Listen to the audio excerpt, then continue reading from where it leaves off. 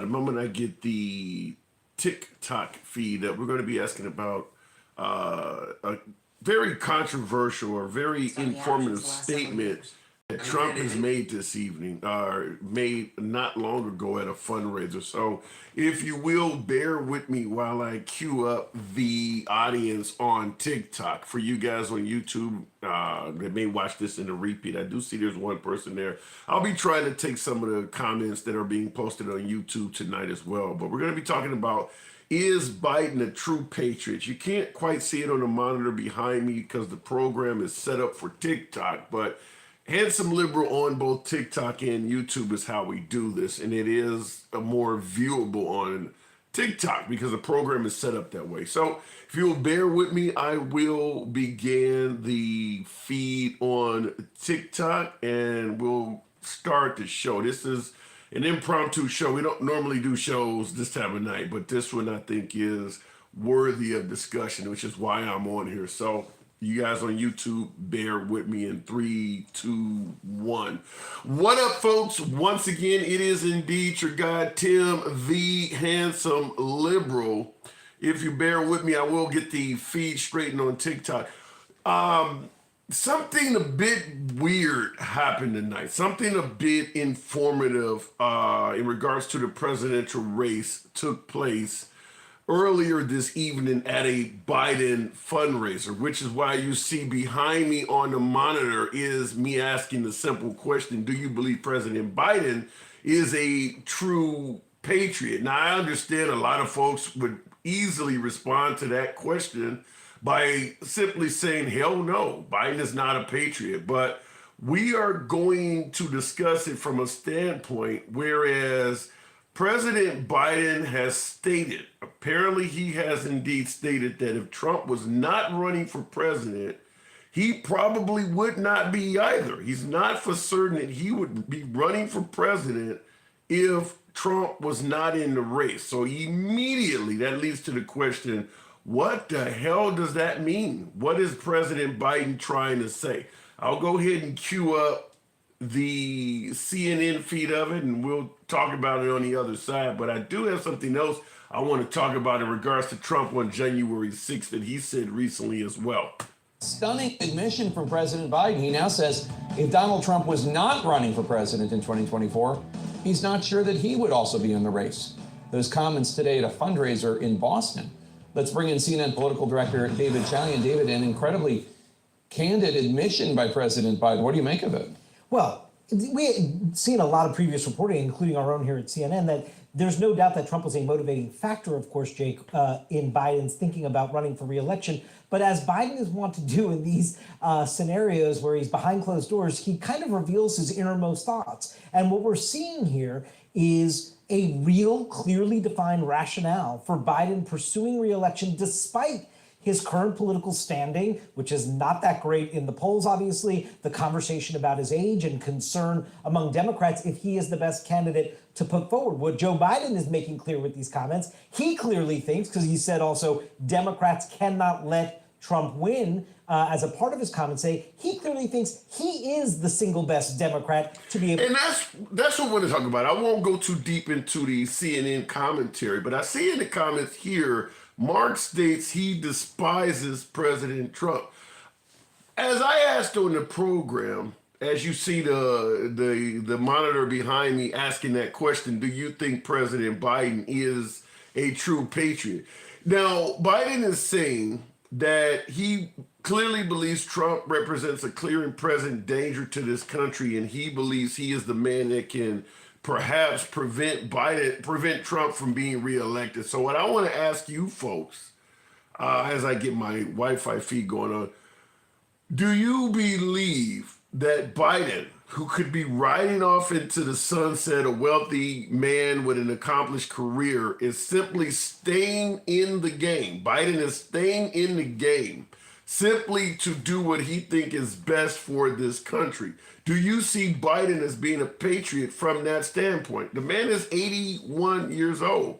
He could be done. He could ride off into the sunset. He has enough wealth. He has a legacy. He has his career secured. But he's going to stay in the game because he, in his opinion, believes he can help the team win. Now, remember, this guy supposedly has dementia, doesn't know where the hell he's at, cannot string together two sentences, yet he is making a move like this. It sure seems like he's quite cognizant and aware of something he doesn't like. Even in the comments, I got folks that are stating that Biden despises Trump and he's doing it out of hatred. Do folks with dementia act in this manner? So I want to point that out. Looking real quick on the YouTube feed, somebody said, what a joke. Cheeky says, you ain't voting for me if you ain't black in front of the entire world. Yeah, President Biden did say, vote for me or you ain't black. However, or better yet, if you don't vote for me, you ain't black. That's come up a lot in President Biden's supposed racist resume. I will just add this though. The overwhelming majority of the folks using Biden's statement, vote for me or you ain't black, and suggesting that it is racist are not black. I mean, I'm just pointing that out to you. The overwhelming majority of folks that point that out and state that that shows you that Biden is a racist. Most people saying that are not black. I just want, because the African-American community, I don't believe, and maybe I'm wrong, but I don't believe the African-American community views that statement as racist. Most of them don't. I'm just going to tell you that. And I brought this up earlier on the program. When it comes to the African-American female vote, they definitely see Trump as a bigger threat. But we'll talk about that. But what do you think? Trump is staying in the game, or maybe Biden is staying in the game and admitting if Trump was not his competition, if Trump was not running for office, he doesn't even know if he'd be running. So he's not running to simply secure a second term or stay in power. He is running to keep Trump out of power. So what does that say about Biden? He is running to keep Trump out of power. He has stated he believes Trump is a danger to this country. What do you folks think? In the comments, Brian S. 1965 says, Joe Biden, not a good president. Fair enough. A lot of liberals are not big fans of President Biden. What about President Trump? Is President Trump a quote-unquote good president? Is he good for the country, or is he simply a better choice than Biden? Is this a matter of a lesser of two evils? Or is Trump a genuinely good president for this country? I can think of 3 candidates that beat Trump. Future 3131. Feel free to elaborate on that. 3 candidates that could beat Trump. I'd like to know. By the way, folks, tap the screen. Just a small, intimate audience tonight. I do believe the numbers will grow, but for you folks on TikTok, tap the screen. Get your boy up to around 1,000 likes. We'll start out with Kane. Good evening. Welcome to the program. Biden is in solely because Trump is in. What does that say about Biden? Good evening, Kane. Hi, Tam. Howdy. I think it's my personal take is the same reason why he ran the first time. His love for his country. I really believe this man believes he's the only person who can defeat him. And if you remember in 2016, when Hillary lost to him in the first place, he vowed he would have to protect the country from him. He could not let this man destroy America further. So that's what I want. That's what I, in my hearts believe. And yes, I think he is a true patriot. To me, that's the definition of a patriot: is to protect your nation so that it survives. He talks about democracy a lot, and I think it's just. The man is a servant. I mean, like, this is, when you look up the word public servant, this is a servant. That's what I see in Joe Biden. Regardless of how old he is, regardless of, things have been bad coming out of the pandemic, but we're slowly recovering, I believe it in his heart. He doesn't want to run again. So when you say that Biden is a servant, remember Trump did not take a salary. Do you see Trump as being patriotic? Wanted to get the country back on track according to his opinion. That's what Trump stated. And he didn't take a salary. So do you see Trump as a true patriot? He didn't take a salary? Are you being for real, Tim? Well, he's... Come on. They goddamn Treasury Department. Let's live in reality. Come on. Let's not talk about $450 or $50,000. Like, come on. Okay. So you don't give the man credit for A lot of callers. I just really wanted to say that I think President Biden is the ultimate form of patriot. okay. And now that I think about it, is there any other president that could match that type of love for America? That's just food for thought. Love you. All right. Appreciate you coming on, Kane. I wanted to ask her, did she believe Trump is a threat to democracy, which is what Biden is stating also. But we'll keep the program moving. That's what we're asking. Is Biden a true patriot? In the comments on YouTube, Cheeky Chop says, in order to be great, Trump knows he has to do things that are patriotic, but he's loyal to himself. Well, I think we all, to some degree, are loyal to ourselves, but long as you're not putting self over country while being president. So, I mean, there's a little bit of twists and turns there. Looking in the comments on YouTube, T-Mac says no because he made money in other ways while in office. Yeah, there's no denying. I just wanted to throw that out there because a lot of folks do believe what Trump did was patriotic and showed love to his country because he didn't take a salary. But as T-Mac points out, you don't need to take the $500,000 that president earns. I mean, there's money to be made everywhere. And in Trump's case, it is even more, it's actually more opportunity because Trump owned, when he became president, he had so many businesses that he owned that he could have diplomats and dignitaries, frequent his businesses and things like that. And he was doing that, by the way. He was doing it, having foreign nationals come to this country and stay at his hotels, use his golf courses and things like that. I believe Congress or somebody stopped him and told him, you can't do that while you're president, be cashing in off of your businesses, but he was doing it. So that's a good point there, T-Mac. Mr. Jones said he did take a salary. That was a lie. Is that true? I have not heard that President Trump took a salary. Where's that coming from? I'd like to see evidence of that. You're saying that the man actually lied and said he didn't take a salary and he actually took one. Wow. Trump was the only recent president who left with less money than when he got into office, says Brody Roberts. I do believe that. I sincerely believe Trump did leave with less money than he did when he became president. But that's not through him trying to be patriotic and do what's best for the country. That is because of what was coming out of his mouth, what was coming out of his Twitter account was causing him to lose advertisers, causing him to lose customers, taking away from his revenue from a host of angles. Period. That's the only way. It would be like saying Elon Musk has lost money since purchasing Twitter. It's because of what he's been doing.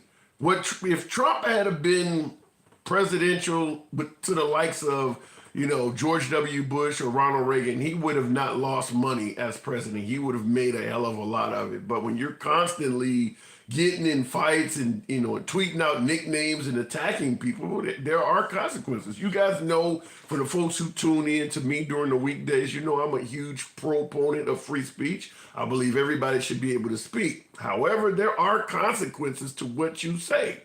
And the consequence to a lot of things that Trump has said has been loss of business, loss of revenue, loss of advertisers, you name it. That happens. Looking in the box, I want to play something else for you guys real quick. I'll go straight to the box. We're asking, is Biden a true patriot? But I think this here is certainly probably just as controversial, if not more, than what we just discussed. Here we go. It's only a few. It's not going to be very long, but I don't get this. You guys explain this to me in the comments. Thank you very much. And you know what that was? That was, I call them the J6 hostages, not prisoners. I call them the hostages, what's happened. And it's a shame. Here's an MSNBC analysis. Donald Trump calling the people who attacked the United States Capitol, who beat up police officers with American flags, who desecrated the People's House, calling them hostages. And I just have to say, as a patriotic person, to watch the President of the United States, the former president, stand there in front of American flags, saluting saluting that group of people who are in jail for what they did on January 6th. It's pretty repulsive. Well, and if you ask the families of the 4 police officers who died, they will tell you it was those people responsible for their deaths. Real quick before we move on the program in regards to discussing President Biden and stating that he would not likely run if Trump wasn't, how do you folks feel about former President Trump suggesting that the folks charged with crimes on January 6th are quote-unquote hostages in this particular environment where we're currently trying to retrieve hostages from Hamas? So right now the word hostages is a hot button word. How do you folks view that? Do you think what Trump is saying sounds valid, or does it sound ridiculous? Calling them hostages. The ones he stated, some of my folks, my beloved MAGA in the crowd, are saying that actually they're Antifa. I'd like to hear from you guys. What do you think about that? Hostages. The life of Black Wing Zero. Good evening and welcome to the program. The January 6th protesters, hostages. Here's the thing. What's up, man? What's up, liberal? How you doing? Here's the thing. What I gotta say about Biden is Biden was better than Trump. That's it. He was the only candidate better than Trump. If Trump would have went against Bernie Sanders, it would have been a landslide victory. Landslide. Biden was. Let me ask you. But hang on. You said Biden was better than Trump. Better at Trump in what? Let's take his debate tactics. A housefly made more sense than Trump and his vice president. And I'm not lying. No, here's the thing. You know what Trump was? No, this is how basically I say this. Trump supporters is the reason why Trump lost. Let's keep it 100. Explain that. Explain that. Why is Trump supporters the reason Trump lost? Okay, let me put it in perspective. This is not me. This is the actual Trump supporters saying this. Well, do you know we don't have the vibrational frequency to host that virus? And I tolerate that. This is actual news. This ain't, you can look this up. You know I'm not lying about this crap. Yeah. When y'all was acting towards COVID, there should be no reason why that y'all were drinking bleach. But wait. I gotta push back and defend the Trump side of the aisle. When you point out that there were a lot of crazy folks on the right saying outrageous things about COVID, you are correct. Hang on. You are correct. However, it was also being done on the left. People on the left were making it sound like if you don't get vaccinated today, you're going to drop dead by this evening. So both sides were saying crazy stuff. No. Here's the thing. The left is, here's the thing though. You see the picture behind you? Do you see the picture behind you on the screen? Yeah.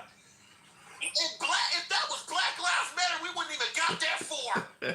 I don't disagree with that. It'll be the bloodiest damn bloodbath known to man. Do you know what kind of bullshit we get just for fighting for civil rights? We getting dogs sicked on us, water hoses, rubber bullets. You know what they got when they got to the damn Capitol and invaded that organic food in prison? Well, but I gotta say it like this though. I gotta say it like this. If what happened on January 6th, if it was only a couple hundred of them, I do believe the treatment towards them would have been significantly harsher. A couple 100,000 stupid kids that didn't need to breed. They run their babies. This should be the babies. Why you bring your babies to the base to the Capitol? Your babies don't need to be in this. You saw them strollers. Let me say this. They did this all through a pandemic. Yeah. They were drunk. They were tearing up government property. And now they're on the FBI's wanted list. But what? So how do you feel? So how do you feel about President Trump suggesting that these folks that have been arrested for January 6th are hostages? Y'all was smearing it on the walls. Yeah, you were good hostages. Y'all was basically selling things on eBay.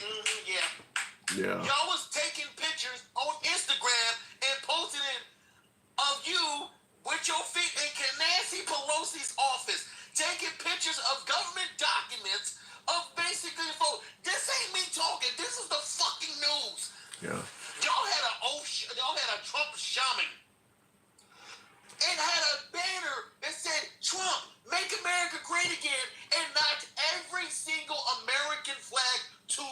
around. But y'all bitch at Black Lives Matter for doing the one thing that this country told us to do. If the damn flag touches the ground, you have to burn it. But I have to push back and state, because you brought up QAnon, Shawan. I mean, there's a lot of video footage of some of these folks being let in. They weren't rowdy. QAnon Shaman is pretty much being allowed to look like what takes a tour. How do you respond to that? That's on video. Let me say this for the tour. Why were y'all there during a pandemic? And I just want to know, like seriously, the whole damn government office was closed down to count the votes. And guess what? Y'all really thought a vice president would literally get your man back? Let me say this. There's only one time I saw a damn Republican president steal an election, and that was George W. Bush. When the Supreme Court violated the Constitution and made him president, even though he lost the core. Well, you know, Hillary Clinton is claiming that it was stolen from her too. 2.1 million. 2.1 million votes was for Hillary. Trump only got the Electoral College. Who did he have to pay off? He must have blackmailed somebody. So wait a minute. So are you saying that Trump actually did not win the 2016 election fair and square? By popular vote, no. You don't have to win by popular vote. That's not how it works. It works by the Electoral College. Exactly. But here's the thing, though. A bunch of white billionaires voted for their man to get in. How many golf trips you had? Matter of fact, did Jeffrey Epstein help your ass while he was still alive? But let me make sure I get clarity though. Once again, knowing that the Electoral College is how this works, did Trump win 2016 fair and square? Electorally, yes. Okay. I will admit that. But All popular right. vote, no. All That right. means basically the people did not want him in. The people did not want that man in office. And look what happened in the last 4 years. I can count on the back of my hands how much shit we will go through if Trump, on his first year as the 45 and the 47th president.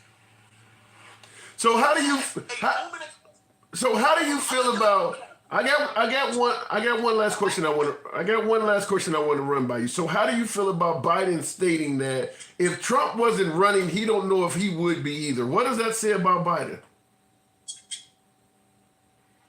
Here's the thing, Biden. Here's the thing. No, I never picture in the first place. I couldn't see. Let me just be honest with you. I've said this on your live before. I couldn't choose either one. Okay. I couldn't choose either one. Not being real. So what is? Here's the thing. Biden only wanted him out the office. That's it. He might basically step down and give Kamala Harris the job. And I'm going like this. Maybe we'll have some younger minds in the House, in the Senate. Maybe we'll have diversity for once in his goddamn life. I don't know. I'm not saying Kamala Harris is the perfect choice, but damn, she's 10 times better than Trump. I don't know. That might be a bit wishful thinking on all of that diversity. But I gotta move on. Appreciate you coming in, Life. Anytime.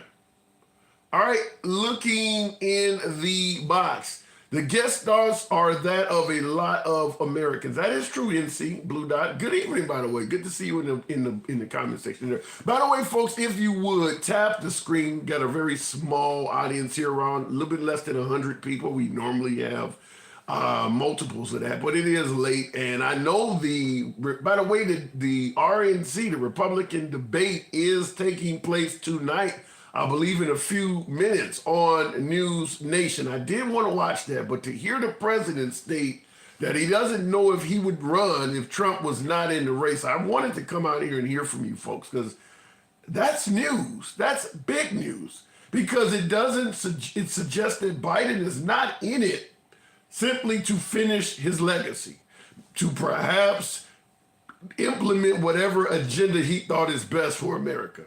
He's in it because of Trump. That says a lot. But is it good or is it bad? I'm asking you folks. We have to be having this conversation, yeah? I do agree, Blue Dot. It is very, very important. Good evening, Gen Xer. Going to the comments.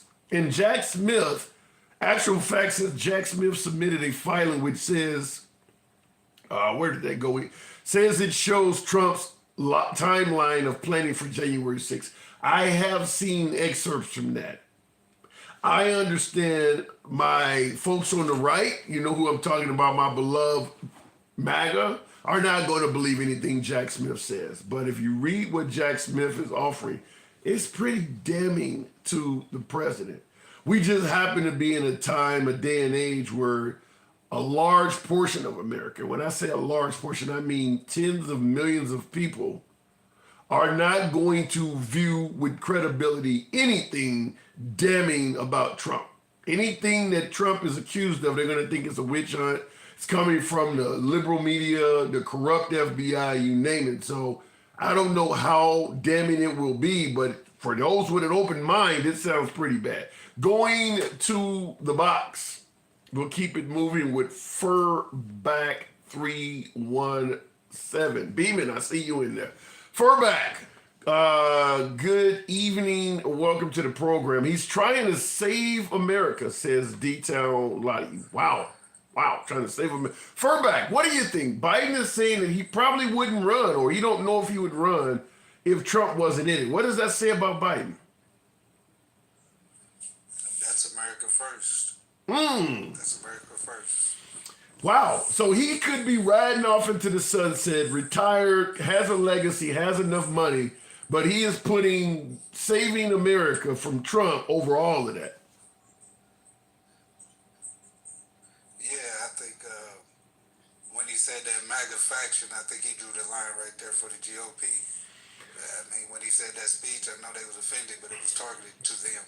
I gotta say that's a strong comment. That is when folks say, you know, America first, the way you stated it, that is putting America first. He's putting America first over his own sunset years. I mean, the man is 81. He could be doing a hell of a lot less to retire and relax. Yeah, that is America first. That's a strong statement. Wow. Well, you know, Go ahead. I've been saying this for a while, and you know, in the comments and the little lives I get in, I mean, if you just tear all the bullshit down around both of them, the Bidens and the family, the Biden family, has always put America first by their actions. Okay, well, but let me These kids serve the country. Let me push back and say this, because Eric in the comments on YouTube is saying, you know, save America first. What the hell? He's saying, look at the state America is currently in. Like, how could you suggest Biden is saving America when Eric on YouTube is saying that the country is falling apart? How do you respond to that? The country's not falling apart. There's a lot of. I've said this to you before. Yeah, I mean, you know, it's tough. You know, I remember my great grandmother, you know, who was around the Great Depression, talked about the rich people jumping out the buildings because they were broke. Yeah. And maybe it's because I'm an African American and we've been through tough times. I'm definitely going to vote for Biden, but if it's Trump, we'll make it. We'll make it. We made it through the leftist, Soros, Obama, the Muslim. We made it. He was supposed to give us over to the Taliban or whoever the hell else they was fearing with us. So you're saying even though you won't vote for Trump, even if he gets elected, we'll be fine. We'll make it. Yeah, we'll make it. I mean, he talks loud. He says he want to do a lot of things. I got enough faith in this country and the resiliency that I've seen us show that if he tried any of that stuff, if he gets out of his own trouble, he won't be president. So how do you feel with so many people in very high level positions? We got generals like General Milley, Mad Dog Mattis. We got a host of senators in Congress. We even got the current president all stating that Trump is a threat to democracy. You're saying we'll make it. A lot of these folks are saying if Trump gets reelected, there'll never be an election again. You don't believe there's any validity to that? Well, I think it's validity to both of them, but I think what they're telling us is make sure you exercise your vote the right way. Because if we don't, they're also telling us that they'll do what they're elected to do and uphold the Constitution. But if I agree with you that you should show up and vote in all elections, I do agree with that. But if you believe we will survive even if Trump is put in office, then is it safe to say that when folks say Trump is a threat to democracy or is going to prevent us from voting again, is it safe to say that you believe that is just Democratic fear mongering? I don't think it's Democratic fear mongering. I think it's the orange guy blustering. That's what he does. You know, I call him a habitual line stepper. He always throws rocks and hides hands. Look at J6. He got all those people riled up. Where was he at when all the shit broke down? Bunkered down somewhere. I mean, that's what he does. He gets people riled up and then he disappears. Yeah. You know, he gets out there, calls names, and then he's a victim. I mean, I've seen this show. He hasn't changed his tricks. I'm just surprised people are still falling for it. And he does have millions of followers. He definitely has millions of passionate supporters. Last question I want to ask you. Earlier, or better yet, last week, Trump referred to folks that are still serving time in regards to January 6th as hostages. How do you feel in this particular environment where we're still trying to get hostages from the Gaza Strip, whereas Trump is referring to folks who went into the Capitol building and did whatever they did as hostages? How do you see that comment? It's, you know, it's politically expedient and beneficial for him. You know, I heard something just the other day. He made a speech about those that went down there and broke the law. They're all, you know, should be held accountable, but now they're hostages. So how many of them are hostages, Trump? 10, 5, all of them? I mean, come on, dude. That's what I'm saying. It's the same old trick, same pony, and same big orange guy riding it. So it's like, there's nothing new he has to say. You know, he has no policy, in my opinion. He talks a good game. He's an entertainer in chief. It's been quite, and he's had quite a bit of success with it. He's gotten a long way in life with it. All right, I got to move it on, Furbad. You know what we got to do. Good conversation. No problem, man. Absolutely. No problem, Tim. But one more thing. Sure. Before I go. You know, you laughed at me when I was talking about Honey Boo Boo and all of them. You know, I forgot which people that analyze society said that could be the downfall of us. And look where we at now. We got a fucking president that was a damn reality TV star. Wow. So this is what's been stoking the numbers. We love it as Americans. We want to see people fall. We want to see you say, hey, you're fired. We like to be entertained. Yeah. It's just crossed over into our politics and we've lost our way, in my opinion. Oh, But you kind of paint a sad picture, but you're always welcome back. Wow. Good combo. All right, looking in the comments, but yeah, if Black Lives Matter did the same thing on January 6th, do you think Republicans would back them? Rod 1024, no, I don't. No, I do not. A lot of this is politics. Just like I would also suggest that if Black Lives Matter did the same thing on January 6th, the liberal party would not be as hard on them either. It's wrong, and I do believe even the liberals would say it's wrong, but they would be a bit softer on them. Just like how Trump is very hard on Black Lives Matter for rioting and looting. Stunning admission from President Biden. He now says, if Donald and Trump here he is when it comes to MAGA doing the same thing, referring to them as hostages. So, in fact, I believe Trump has suggested that Black Lives Matter is a terrorist outfit. And all of a sudden, once MAGA gets involved in a riot, the whole way he feels about things changes. So, as my last caller said, yeah, Trump does flip-flop in some cases for entertainment or for a certain purpose, such as another prime example with Hillary Clinton. He stated that if she pleads the fifth, it means she has something to hide. You know, he compared it to being affiliated with the mob and all of this stuff. And then when he suddenly had to plead the fifth to save his own hide, he had a difference of opinion as to why you plead the fifth. So he does kind of go back and forth with that. I'm not denying that. Tap the screen, folks. Get your boy up to 15,000 likes. Go straight back to the comments. Beeman Fry Style, one of my subscribers, always a pleasure. Beeman, good evening. Hostages serving time in regards to January 6th, Beeman. What say you? All right. Forgive me straight off the bat if I go a little left. But I'm Okay. on my popcorn shit right now.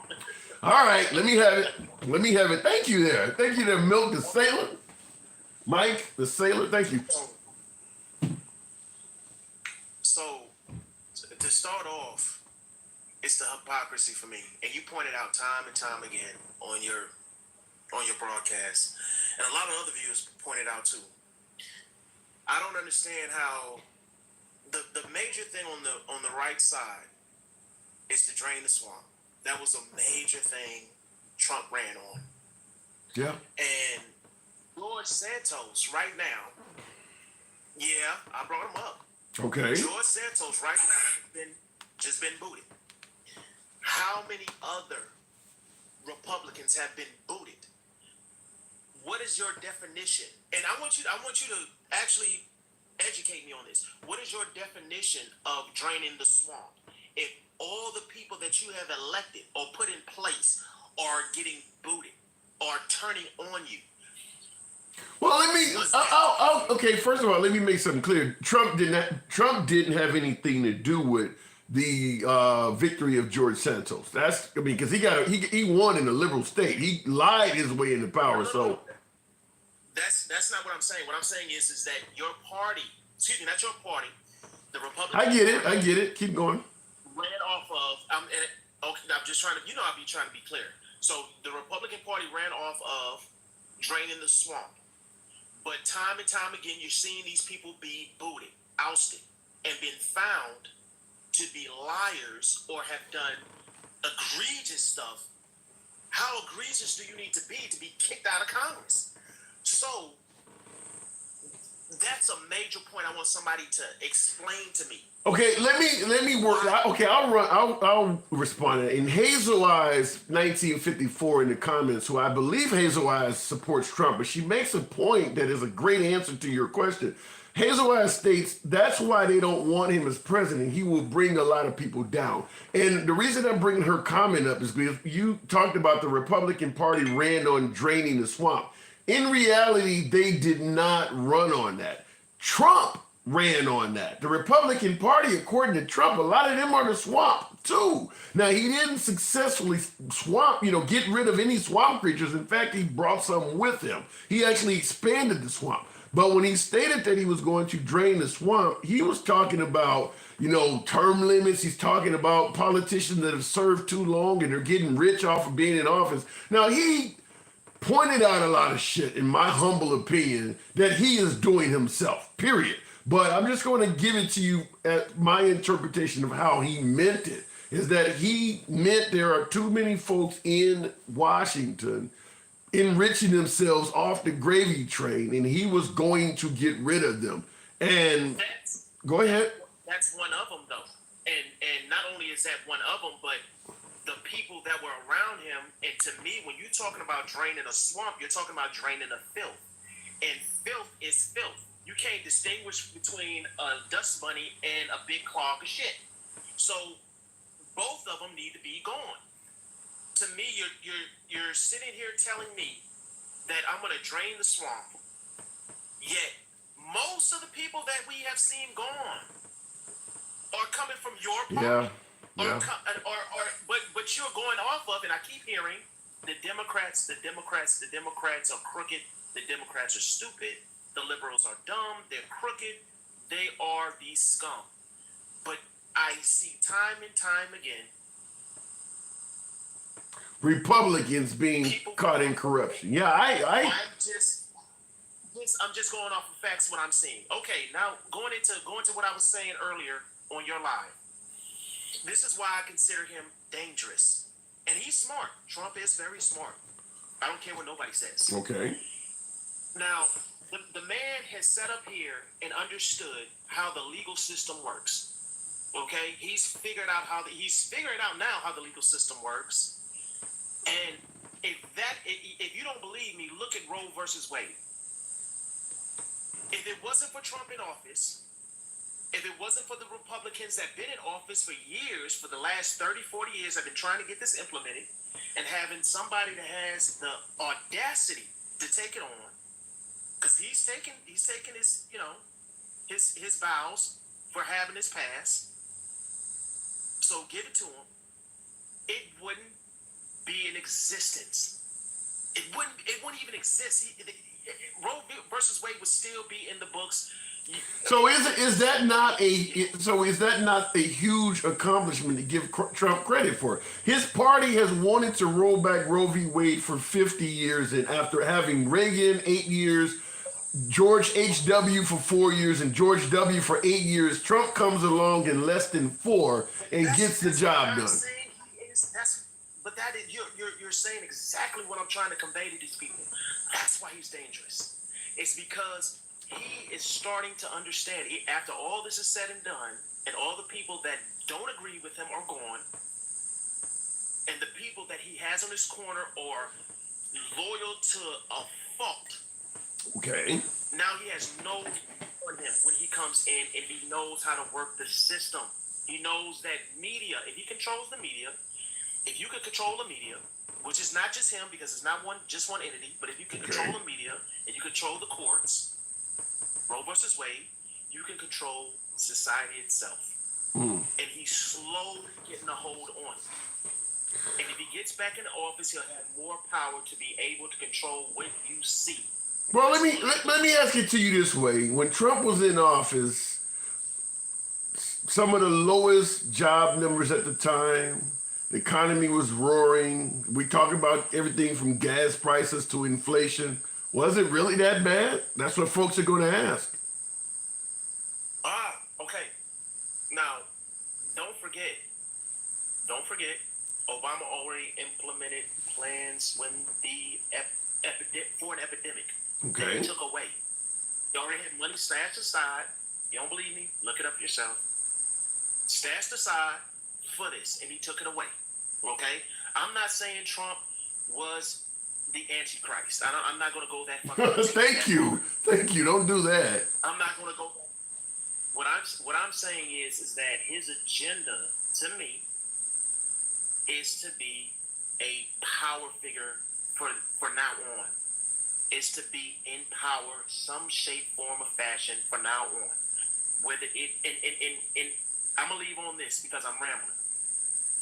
If you have a mission to get rid of Obamacare, and I'll give you this, you got a mission away with Obamacare, but you don't tell me what you're going to put in place of Obamacare. But I can prove to you that Obamacare does not work because you do not like it, or you do not like the person that implemented that law or that you have nothing to back it up. So you don't buy the notion that he's going to repeal Obamacare and replace it with something better. You don't buy that. Okay. I just want reason. What are you going to replace it with? Yeah. It's just like, okay, take BLM. Okay, you talking about police reform, but your situation is you want to replace all police. I mean, you got to have a plan in place. The problem's there, but you don't have anything to solve it but words. Okay. You're just saying, I'm going to do it. I get it. And that's all right, go ahead. I'll let you wrap it up. Go ahead. Too much time. I'm taking up too much time. This is why I think he might win. This is why I think Trump might win. A lot of people aren't taking the people in Detroit and Chicago serious when they say these immigrants. You're slapping black people in the face. You're slapping minorities in the face. Bring these immigrants in here and giving them all these rights and money, housing, and things of this nature. And you think that people that have been living there for God since the 50s aren't realizing that, damn, I could have had that. Where was this when I was broke? Yeah. When I needed welfare? When I was. So I'll go ahead and move it. I'll go ahead and move it on. But you're basically saying Democrats really are not sanctuary cities when they're called upon to be a sanctuary city. I got to move it on though, Beeman. That's powerful, man. I'm done with it. I appreciate you coming on, bro. Hey, anytime. You know how we do. Appreciate it. But that's kind of what he's saying. And he's correct. Some of these city council meetings in liberal cities, I'm from Chicago, I've seen the footage of citizens of Chicago going off at the city officials about the problem they're having with immigrants all over the place. And he rightfully pointed out, my last caller, about they're using resources that these immigrants are taking up resources that used to be allocated for regular citizens of the city, particularly those that are downtrodden and need those resources. They're now going to all of these immigrants. So for you folks on the right, you got to give it up for Governor Abbott of Texas and Governor Ron DeSantis of Florida for sending these migrants up north. It has really hurt the Democratic Party. These cities, San Francisco, Chicago, New York, Philadelphia, all these cities claiming to be sanctuary cities. But when they were called upon to put up or shut up, you're starting to find out they're not very immigrant friendly at all. It was nice to say that when all of these folks were down in Laredo and down in Brownsville, Texas, but now they're in your backyard and they're like, oh no, we need to get rid of these people. So that was an interesting ploy by DeSantis and Abbott. It actually has paid off in spades. Looking in the comments, though, I do appreciate you folks tapping the screen. Juice873. Shout out to you for reminding them. Tap the screen. Let your thumbs not be lazy. You know what they always say. The program is and forever, and I do mean forever, will remain MAGA friendly. The program is always MAGA friendly. I don't block, ban, or censor anyone for their commentary. So it doesn't matter where you lie on the political spectrum. When you're in the comment section or when you come on the program and talk to the host, you'll never be limited, censored, or banned by yours truly, simply because we have a difference of opinion. It's always about free speech here. Looking in the comments, Downtown Lottie says the elites don't care about anybody but themselves. I tend to agree with that, but there are some areas. I mean, there are some social programs that the wealthiest among us are in favor of giving. You shall not. Thank you. Starting the program all right. I thank you. Appreciate your generosity there. I'm trying to find a Medicare for myself. They are trying to force an Advantage plan on me. Yikes. Sorry about that. Sorry to hear about that. President Biden, yes, President Biden is a true patriot. And that's what we're asking about, because Biden has stated this evening at a fundraiser, and that's why I'm on here this late, but Biden stated that if Trump was not running for president, if Trump was not seeking re-election, he does not know if he would be either, indicating that he is not in the game to further his legacy, his agenda for America, to keep America on the right course, at least from a Biden administration perspective. He is in the game for one reason. Biden believes Trump is bad for America. So bad that he is running when he may have taken off and enjoyed the sunset of his life. Perhaps if Nikki Haley, Chris Christie, Ron DeSantis, I don't know about Ron, but we'll talk about it, Ron DeSantis, or even Vivek Ramaswamy were at the top of the ticket, he may just let somebody else step in, maybe Gavin Newsom, maybe Kamala could step up or someone else and run against the Republican contender. But he believes Trump is such a clear and present danger for the democracy of this country that he's staying in the game well past his prime. Leading to that question, does that make him a true patriot? That he could ride off into the sunset, a wealthy man, legacy assured, and be done with everything. But he is staying in the game simply because he thinks Trump is bad for this country and he wants to keep this country on track. I'll let you guys hear this and we'll go straight back to the box. While we're doing so, tap the screen, get your boy up to 25,000 likes. Here is the clip that we're discussing right now. Stunning admission If I can get my audio up right, but here we go. from President Biden. He now says if Donald Trump was not running for president in 2024, he's not sure that he would also be in the race. Those comments today at a fundraiser in Boston. Let's bring in CNN political director David Chalian. David, an incredibly candid admission by President Biden. What do you make of it?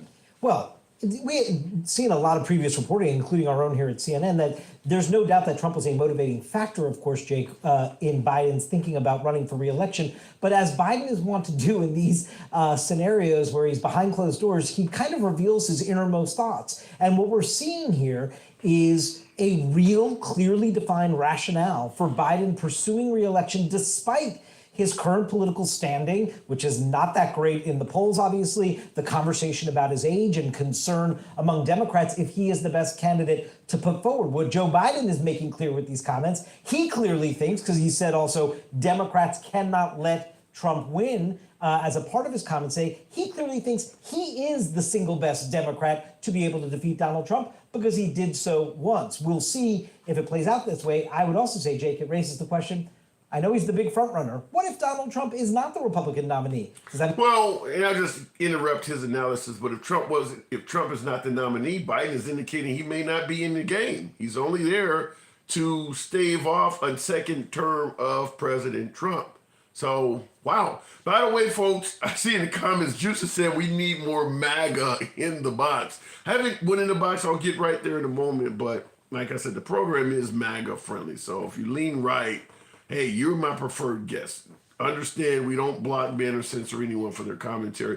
One other quick clip I want you to hear, because this is a kind of a tale of two topics this evening.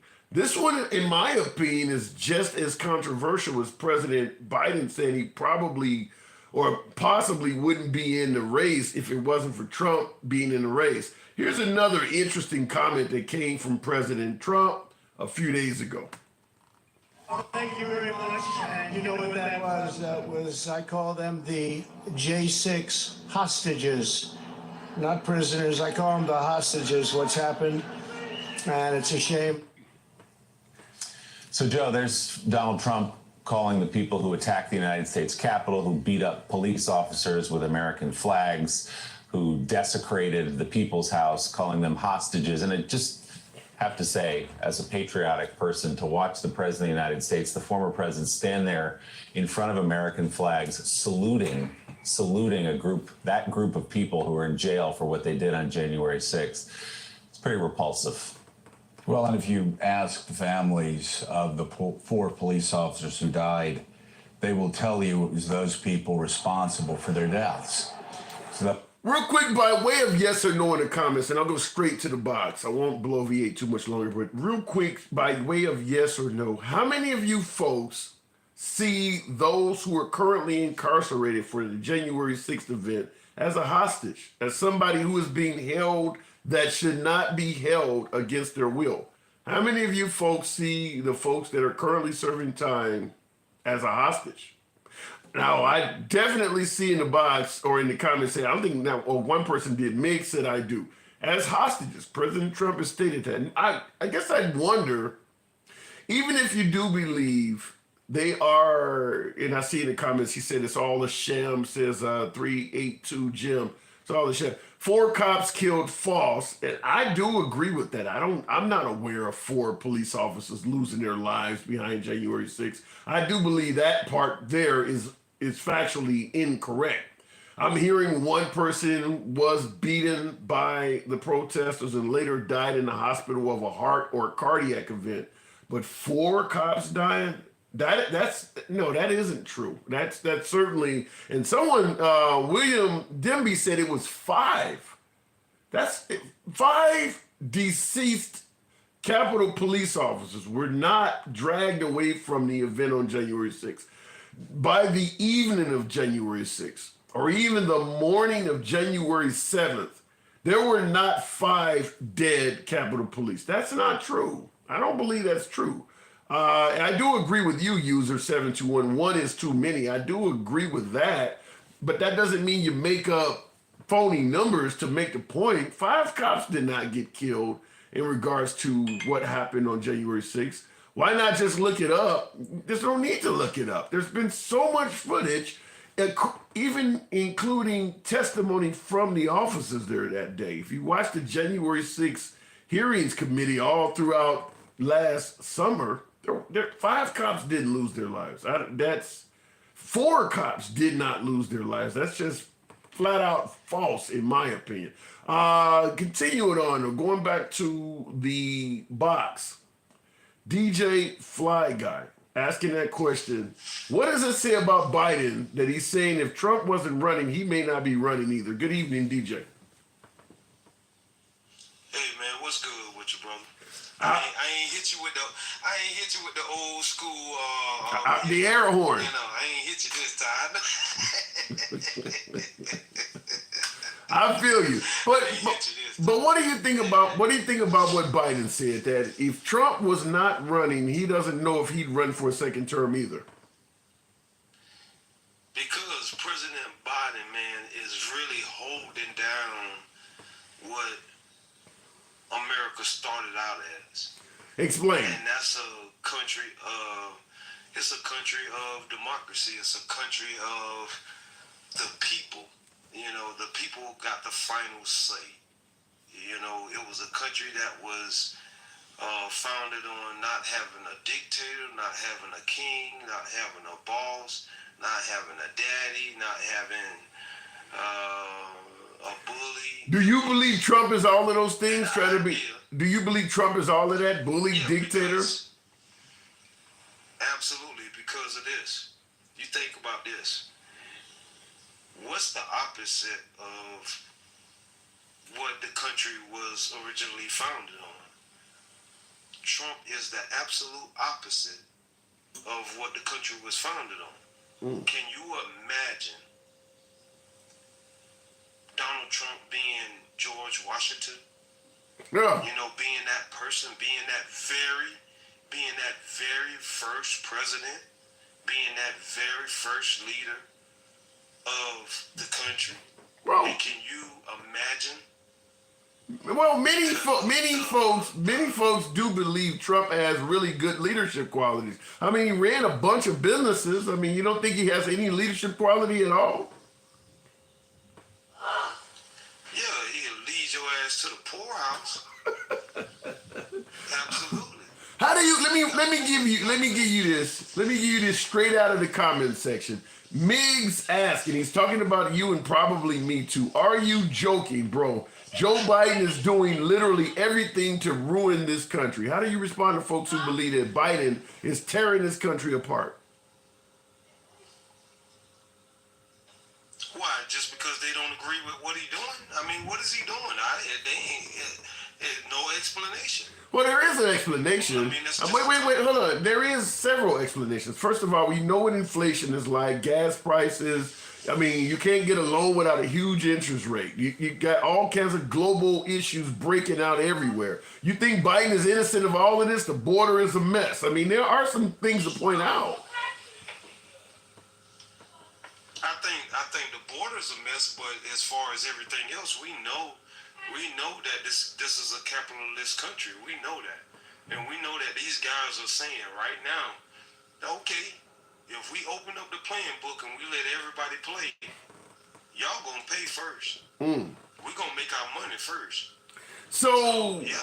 I don't disagree with you that there's probably some price gouging in capitalism, bad aspects of capitalism at play. But in the comments, Cars Coffee Music, love all three of those, but Cars Coffee Music points out something. I want you to elaborate on this.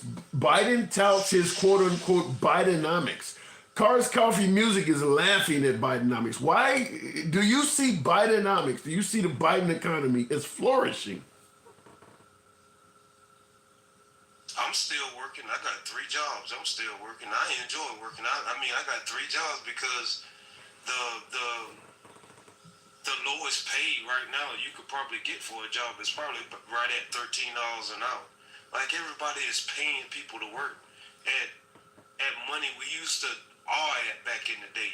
In 2000 it wasn't even 2000. It was I don't think you're. I gotta say though, I don't think you're making a good argument in Biden's favor by starting out by saying I got 3 jobs, because most folks are going to think you got 3 jobs because one ain't paying enough in the Biden economy. You're telling me they're all paying good? And no, you just I got 3 jobs. I got 3 jobs because one is paying me double figures. 2 is paying me double figures. I only got 1 job that's paying me single figures. So you just like You see to what I'm work. saying? So that's right. Okay. If y'all don't want that money, I'm gonna go out and get it because these people are actually paying people to work right now. You know, the people that are not working right now are actually lazy as than a motherfucker. they just, you know what I mean? Yeah. So if you don't want it, and I got the time on my hand, I'm gonna go out and take that money for you. I understand. I totally. How do you in the comments? Tony So Ford. it ain't got nothing to do with. It ain't got nothing to do with. It ain't got nothing to do with me needing 3 jobs to survive. It's got to do with me. Hey, you telling me 5 figures a week? Yeah, but I mean, but you- DJ, here's the problem, and I'm not hating on anybody to go out and get that paper. If you're chasing the bag, God bless you, ain't nothing wrong with that. But a lot of folks have kids, family, wives. People don't want to work 3 jobs, man. That's all your time. You literally are waking up to chase money and going to bed thinking about waking up to chase money again. What else is going on in people's lives? Nobody wants to work like that. Well, there are certain people that have more skills than I do. That's getting paid a hell of a lot more money than I'm making. You know what I mean?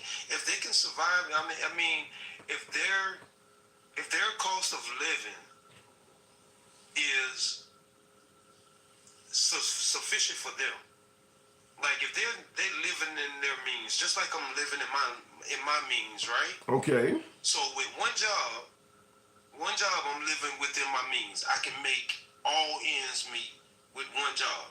So that means my other 2 jobs, I can actually give my granddaughters, my daughter, my son, and my grandkids an advantage in life. Because now they don't necessarily have to hear the word no all the time. All right, that's noble. You better do this, you better do that. That's noble. You But know what what I if, mean? but what if they want granddad to take them fishing or go bike riding or something? You're working so much, you can't give them the quality thing. You can buy them what they want, but what if they want you? Cause Pop got a job that he can call off on that got that accumulate days. You know what I mean? Like I Okay. don't accumulate. I got 39, 29 hours right now sitting in my Okay. accumulate days. That's what I'm Hey, boss, talking man, about. I need to take tomorrow off, man. My grandson want to go fishing. You know, I got them kind of jobs. You know what I mean? Okay, all right. And see, this is the hope. And I know you got to go. But this is the hope that I want to give to the American people. This is the hope that we are going to get past Americans being skillless, having low skill, and that everything being one-sided. We as a country now, everybody is being skilled. So we cannot take this chance on having someone that is going to stack the table for one side anymore. And who is that It's gotta person? be Who is that person that we can't take the chance? Oh wow, Theodore, that is beautiful. Thank you. Thank you for that llama. Thank you. Who is that one person that is going to stack the deck against the average man? Who is that person you're talking about? I'm talking about the guy that's been exploiting America's laws and rules, and that's Donald Trump. He has used his lawyers to exploit. All of these ideas are not his. Yeah. What people have to realize is Donald Trump sees a problem, right? Hey man, this is a problem. And he go to the people that have done the footwork to learn the law, to learn the rules, to say, hey, what can I do about this? And then they tell him exactly what he can do about it. Yeah. And if it makes sense to him, then he'll roll with it. If it's got anything to do with his pocket, he's going to get somebody else to do it. Yikes. So we don't need anyone to exploit American laws and American rules. We need someone to follow American laws and American rules. We don't need to teach everybody. I don't disagree with that. I don't disagree with that. I don't know if we're going to get that because some folks are even saying that Biden and particularly his son are doing the same thing. But DJ, I do got to move it on. Possibly. Possibly. Well, Possibly. Hey. All right. You know? All right. Yeah. Appreciate you coming on. Then maybe we need to. I must have clipped off your DJ at the end. I apologize for that. Then maybe we need to rethink who we're voting in on the left as well. If we're trying to vote folks who are not corrupt. And by the way, Theodore McPhail, the llama, first time seeing it. Thank you very much. Sincerely. Moving on in the comment section here. Biden is exploiting American laws beyond reason, says Guy Kino. Well, the first question I would ask is how, in what manner is Biden exploiting the laws of America? I mean, you could be right, but I want to hear you elaborate on what laws is our President Biden exploiting. I'm not aware of any laws. Even coming from the right, you hear folks in the right constantly complaining about the liberals, which is their job. This is politics. And I don't hear them really complaining about Biden exploiting laws. So I would love to hear you elaborate on that. And T-Mac in the comments says that was Trump doing it. Where's the evidence? There is none. Yeah, I would like to hear what laws were Biden exploiting. I know I can't afford an electric car, says Hazel Eyes. Well, you don't have to get one right now. I don't think even California that is hardcore environmentally friendly, they're not requiring you only can have electric cars. That it's coming. I don't deny it is coming, but we're not quite at that point. So for most of the United States, you don't have to have an electric car if you can. And by the way, I will submit this because I am a user of solar panels. Things go down in price. I purchased solar panels, I don't know, 7-8 years ago. I think I got 100 watts, 4 panels at 100 watts each, and I put them on top of a vehicle. I think I paid like $600. Those same panels now, as opposed to paying $600, you can get them for about $300 or so. Things come down in price. The electric car, the electric vehicle technology, that will come down. For any of you who are old enough to go back to the dawn of cell phones, how much were they when they came out? They were much more expensive. Hell, I paid $500 for my first DVD player. I've seen people pay astronomical sums for things that are relatively cheap by today's standards. You gotta give it time. You gotta give this stuff time, the research, the development, the amount of charging stations. You think when the Model T was created, all the roads were paved already? You think there were gas stations everywhere when the Model T came out? You got to get this stuff time to develop. Going to the box. We'll keep it moving with Antonio 573. Vehicles don't go down in price. The hell they don't. They do go down in price. We're not talking when it comes to the electric vehicle. We're not talking about just the vehicle. We're talking about the technology. The technology, electric vehicles will go down in price. You will be able to buy cheaper electric cars. They won't all be 60, 70 grand or more. They will go down and they will become competitive with unleaded vehicles. And eventually, unleaded vehicles will end up being more, it will cost more to purchase than electric vehicles because unleaded vehicles are going to become more and more outdated. There's going to be fewer and fewer gas stations. That stuff's going to start decreasing with the lack of demand for it. You probably will see in your lifetime, maybe 30 years or more down the road, but you will see a time when it costs more to get an electric vehicle and maintain, or an unleaded vehicle and maintain it than an electric vehicle. That will happen. Going to the bots. I don't know what happened with my last caller, but there we go. Antonio, good evening. Yes, sir. Good evening. How you doing? I'm doing good. How do you feel about Biden stating that if Trump wasn't running, he don't know if he would be either? I mean, I believe it. When Biden announced he was running, everybody, well, I'm going to say I'm speaking for me. I was under the impression he was not going to seek a second term anyway. Why? Like,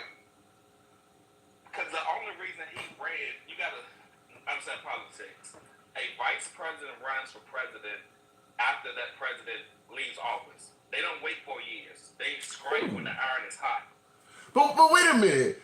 What president comes in office knowing ahead of time? And Mike the Sailor, thank you for that beaver. I'm a man who loves a good beaver, if you know what I mean. But how do you feel about, okay, you're making it sound like Biden only wanted to run one term. What president in history does that? Everybody wants a second term. Said no. What president has ran was elected after an insurrection? I mean, with a lot of stuff that's different. Like, we can't look at what Trump did and how he handled stuff compared to the other presidents. He was different at all walks. Yeah. Joe Biden, I don't believe that he ever wanted to run in 2020. Like, his time to run, if he was going to do it, was going to be in 2016. But he knew he wasn't going to beat Hillary Clinton. Okay. So what does that say about him now?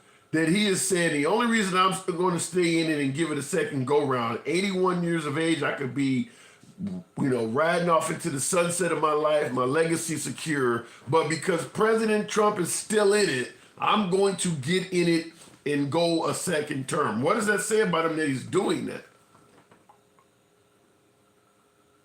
It says that he's a true patriot. Yeah. Oh. That's what it says to me, that he values the country more than anything. Yeah. And Beeman, I do see that in the comments. You're right. A good beaver is quite tasty. But so, and I agree with you. It does look patriotic that Biden is going to stay in the game for this reason. But I guess I'd have to ask, do you think the country would really be that bad off if Trump got reelected? I mean, folks really liked the economy under Trump. Job numbers were record breaking. Was he really that bad of a president? I don't see that argument where the country was bad under Trump, the economy was good. I don't see that. And I'm being honest about this. The economy to me was the same under Trump as it is with Biden. Like, it wasn't nothing he done that makes it like, oh yeah, it was better. You don't you don't see any difference from the Trump economy to the Biden economy. They're the same to you. Yeah. Have you tried to take out a loan, purchase a vehicle, purchase a home? Are you seeing the interest rates right now? You think this is the same that it was under Trump? As a black man, my interest rates have always been high. I'm not hating on that. Damn it, I'm not hating on that. But I will say that under Trump, the numbers, at least the economic numbers, right now, unless something changes toward the end of the Biden administration, the economic numbers under Trump were better. Now, folks can say that if Biden doesn't have anything to do with what's happening globally. We can debate that, but the numbers economically for this country, in terms of interest rates, as I mentioned, the price of fuel, the price of goods and services, that stuff was cheaper under the Trump administration. You say that, I agree with you, but well, you don't have to, because folks in the comments are saying I don't know what I'm talking about either. So as far as you're concerned, in your own personal life, when you went grocery shopping in 2017, 2018, you didn't pay any more for groceries than you are now. No, but a disclaimer, I eat out every night. Like, I buy food for other people, but I eat out every night. And you weren't paying any more. And you weren't paying any less when you were eating out in 2017. This is an interesting conversation. I'm talking about beavers, but when you were eating out in 2017, 2018, the price you paid then is the same you pay now. It's no less, no more. Said it wasn't pre-COVID. Like, I used to pay for my food because I eat Chinese food every night, so I used to pay about $16, $17. But now I think it's $19, so I just keep the whole 20. So what is $2, $3? What state you live in, if you will? I'm just wondering, what state are you in? That's going to shock you, Mississippi. Well, it's easy to live in Mississippi if you got a little money. The cost of living down there is super cheap. Maybe that has something to do with it. Mississippi. All right, okay, all right, fair enough. So do you feel that Trump is a danger to? Do you feel that Trump is a threat to democracy in this country? He is. I mean, I would respect Trump more if so if he would not run. Like, he's only running to stop these investigations and to keep himself out of jail. That's the only reason. Wow. He's not running to do anything different. I look at him with his speeches. I have not heard not one policy that he wanted to do. Not one. Really? When he ran the first time, I didn't hear any. I don't consider when he said that he's want to what was he going to have his Justice Department look at Attorney General. I don't consider that a policy. Well, let me interrupt and say this. There's a bunch of policies he's running on. Whether or not he'll be able to successfully achieve them is a different argument. But he's running on fixing the border. He's running on repealing and replacing Obamacare. I mean, he's running on allegedly being able to stop some of these global affairs. He's running on no longer helping out the Ukraine. I mean, he is running on some policies. He is. There are things he's promising. Isn't that? Did he run on that last time? Yeah. Did he run on repealing and replacing Obamacare? And what happened? It didn't do it. Like, John, that's all, like, he has no. I can see if he put out documents like, this is what I'm going to replace it and repeal it with. But right now, you're just talking. yeah. I'm not, and that's why, and I agree with you, and that's why I stated I don't know if he'll be able to successfully implement this stuff, but I did just want to point out he does have policies. They may all fail, we don't know, but he does have policies. Just pointing that out for folks that say, well, he's not running on anything. He is running on stuff. He has talking points, not policy. Okay. They're talking points. All right. We could word it that way. I'm not totally disagreeing with that, but I'm just saying he is running on something other than just revenge and fixing the 2020 election. He is actually running on things. It's just, I agree with you. A lot of the stuff he's running on is going to be a serious uphill battle in implementing, such as repealing and replacing Obamacare. I don't think he'll have any success at that than he did it the first time.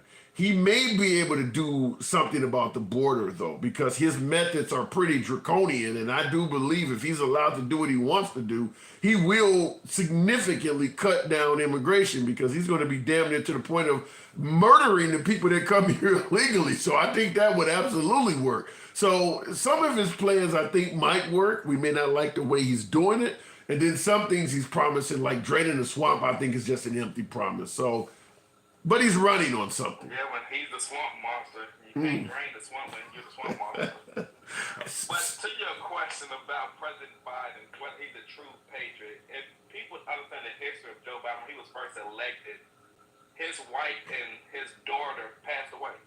He could have said, you know what, I'm out of politics. I don't want to do it. Yeah. He stayed. And then he would travel back and forth every weekend to spend time with his son. Like, he is a true patriot to me. I don't believe, like, after 2016, I think he was going to just ride out and retire.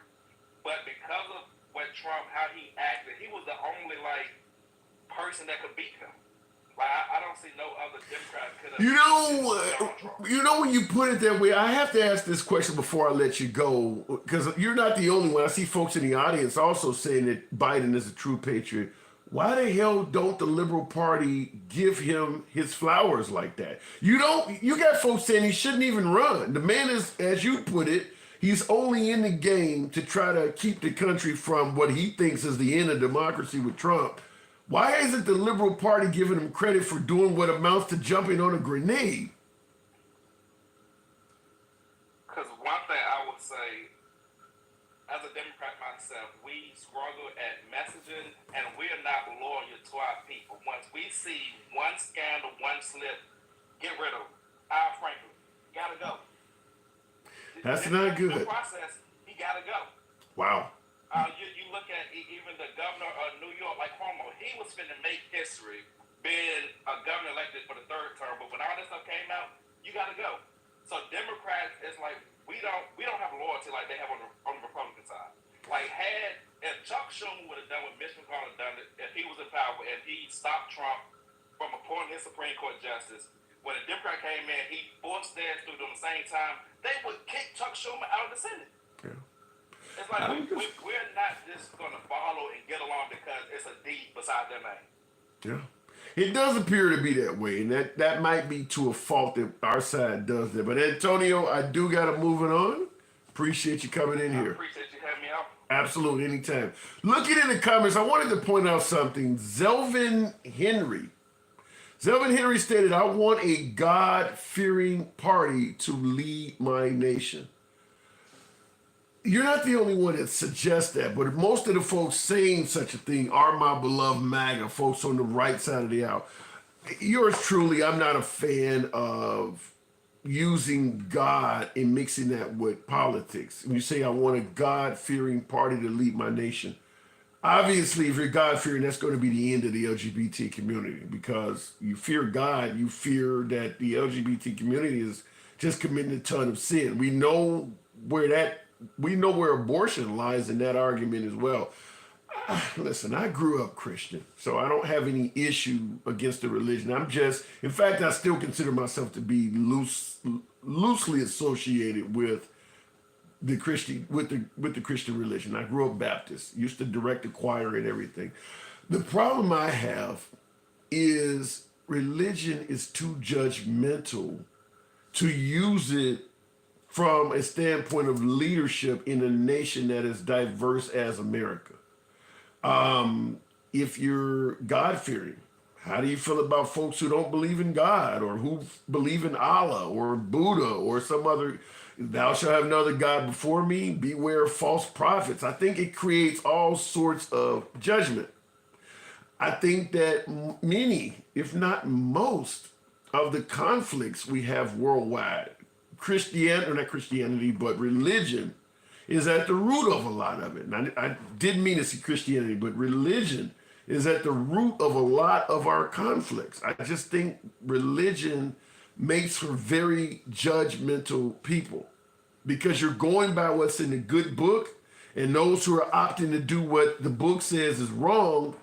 If you're Christian, you have a negative viewpoint of those people.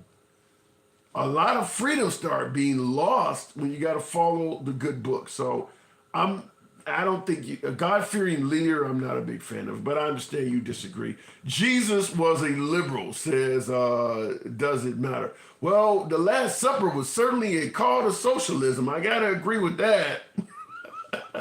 Someone's talking about spreading the wealth around, spreading the food around. So I do tend to think, and like I said, I'm not very religious, but from what I've seen, Jesus would certainly not be a capitalist.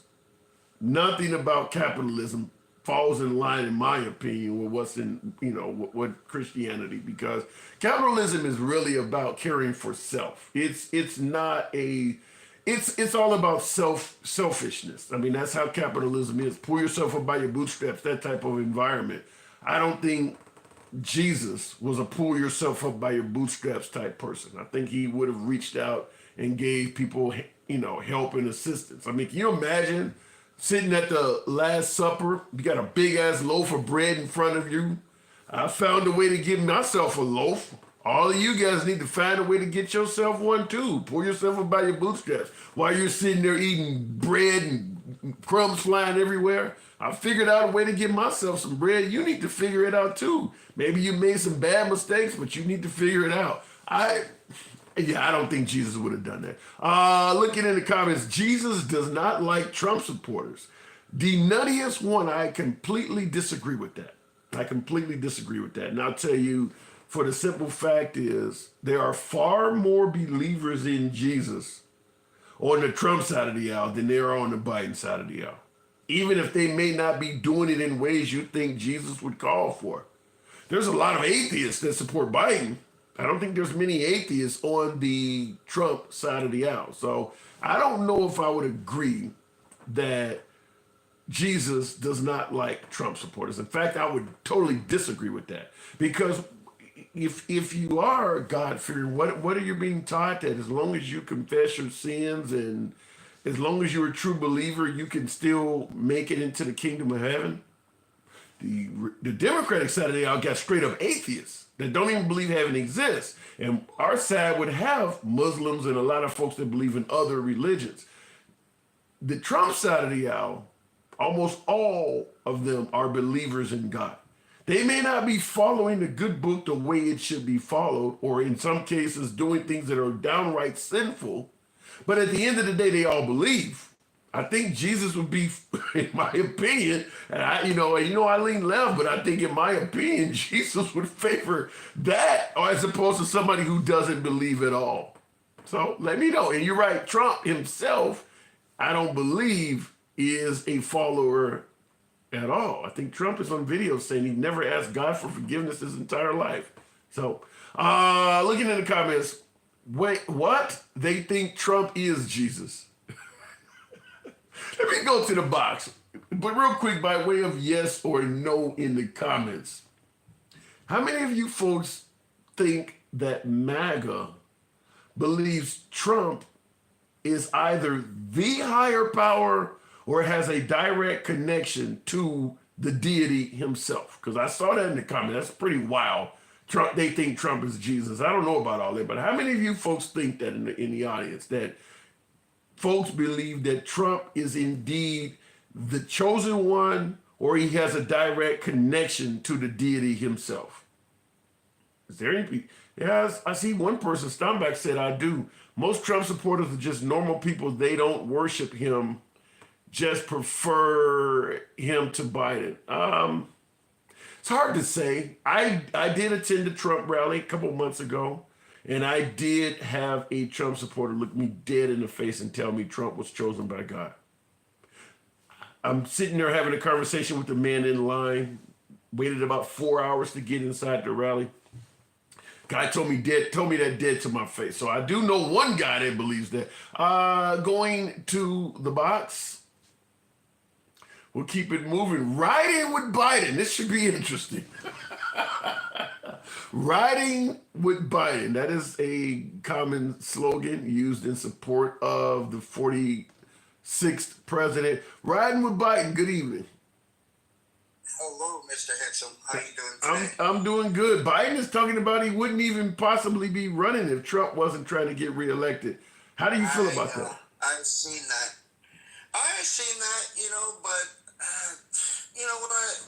To be honest with you, I did actually vote for Biden in 2020, and it was because I wanted to see Trump out of office. But I was thinking about it, during that time, because he was with Obama, and I was a full supporter of Obama, so I was like, well, I'm going to give Biden a chance, which I did. Are you happy? Let me ask you this. Now that you voted for Biden, you wanted to give him a chance. You've had him for 3 years now. Are you happy? Are you dissatisfied? How do you feel? How do you think he's doing so far? I feel that, he wasn't given a full-blown chance all the way through. Because this whole thing, while he was in office, the Republican Party was just knocking him down because Trump was telling him to, go against every single bill that he had up on the counter to offer to help us. And they totally blocked him every single time. And, any right is going to say, they're going to deny it. Oh, no, they didn't do nothing. He did nothing. But that's absolutely incorrect. Like Joe Biden, given the trauma that he was given, I feel that he did 100% well. And, moving forward, this thing that happened in Israel, that's not his fault, but they're blaming him. And he tried to back away from it. So no matter what he does, he's always in the wrong. But when you say that Biden, no matter what he does, he's always in the wrong, you got folks like Scott in the comments that are saying the media gave Biden more than a chance. That folks believe there's more liberal-leaning media that protects liberals than there are Republicans. You don't see that? No, that's inaccurate because number one, Fox. Number two was OAN. They just talking a bunch of crap that Donald Trump spews, and they're sitting there watching everything that Trump says and everything that MTG and Lauren Boebert and all of them say, and they create all these lies and lie to their supporters, and then at the end of the day, they sit there and blame Biden for everything that's going on. Whether it's high gas prices, which, he brought it all the way down, and they're saying for the gas prices, now they're saying inflation when he brought that down. It's like anything that he does and says, it's just always something else. It's like you cannot actually make MAGA happy no matter what they do unless Trump is in office. Like that big booty McDonald's eating guy, just sitting there is their god, their goat, dude. It's crazy. Big booty McDonald's eating guy, yikes. But it's interesting you say they never gave Biden a chance because Trump supporters say the same thing. They say that the moment Trump got in office, the liberals never gave him a chance. All of a sudden he was a racist. They were making up all this stuff. Trump supporters say exactly what you said about Biden. I do understand that. I do understand that. Actually, because I am independent. I am an independent. And you know what? At first, when Donald Trump was in office, I seen the economy go up, but then after I learned everything and I went down to the nitty gritty, we were still writing. Because I didn't know jack squat about politics, fully as I know now. And I know that we're still writing under some taxes. We're still writing under the taxes. I'm getting $200 a week out of my check because of Donald Trump right now. $200 every single week. They're picking up all these taxes out of my check every single week. So you're saying that Trump made your You're saying that Trump made your taxes go up? Well, yeah, out of your check, yes. Because for example, like he did that permanent tax cuts, right? But all these taxes that he raised on us that we got going on right now, we're paying about maybe over $100 or $200 every week. But Trump is saying he gave us the biggest tax cut in history. You're saying just the opposite.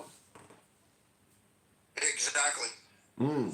Last question. Do you think the man is a threat to democracy? You may not favor his policies or favor the way he led the country, but do you think a second coming of Trump is a danger to this country and our democracy? I'm sorry, I was reading the comment, and then the light kind of spaced out a little bit. Okay. No, I see I may be freezing. I said, do you believe Trump is a danger to democracy? You may not like the taxes and things like that about him, but do you think he's a genuine danger to the country? Oh, absolutely. Okay, for example, right when he started running because he was trying to stay out of the trouble, it was probably about 19 days he was out of office. He specifically said that he just wants to tear up the democracy and tear up the Constitution so he could be placed back into power again. Yeah. And that's what he was trying to do on January 6th. Yeah.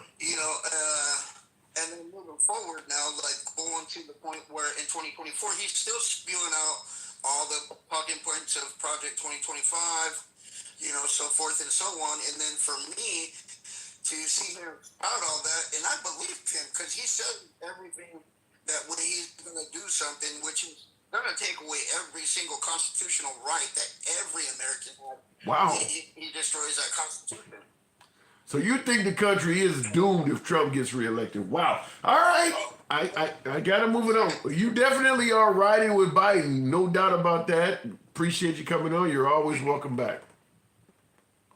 All right, thank you, Mr. Handsome. Hey, have a good evening. Anytime, you too. Now, looking at the comments, I know the program may be glitchy a bit because I'm looking at this happening over here, but I just want to let you guys know, if I can get everything to act right here, what we were discussing, and that is indeed President Biden stating that he wouldn't even be running if it was not for President Trump.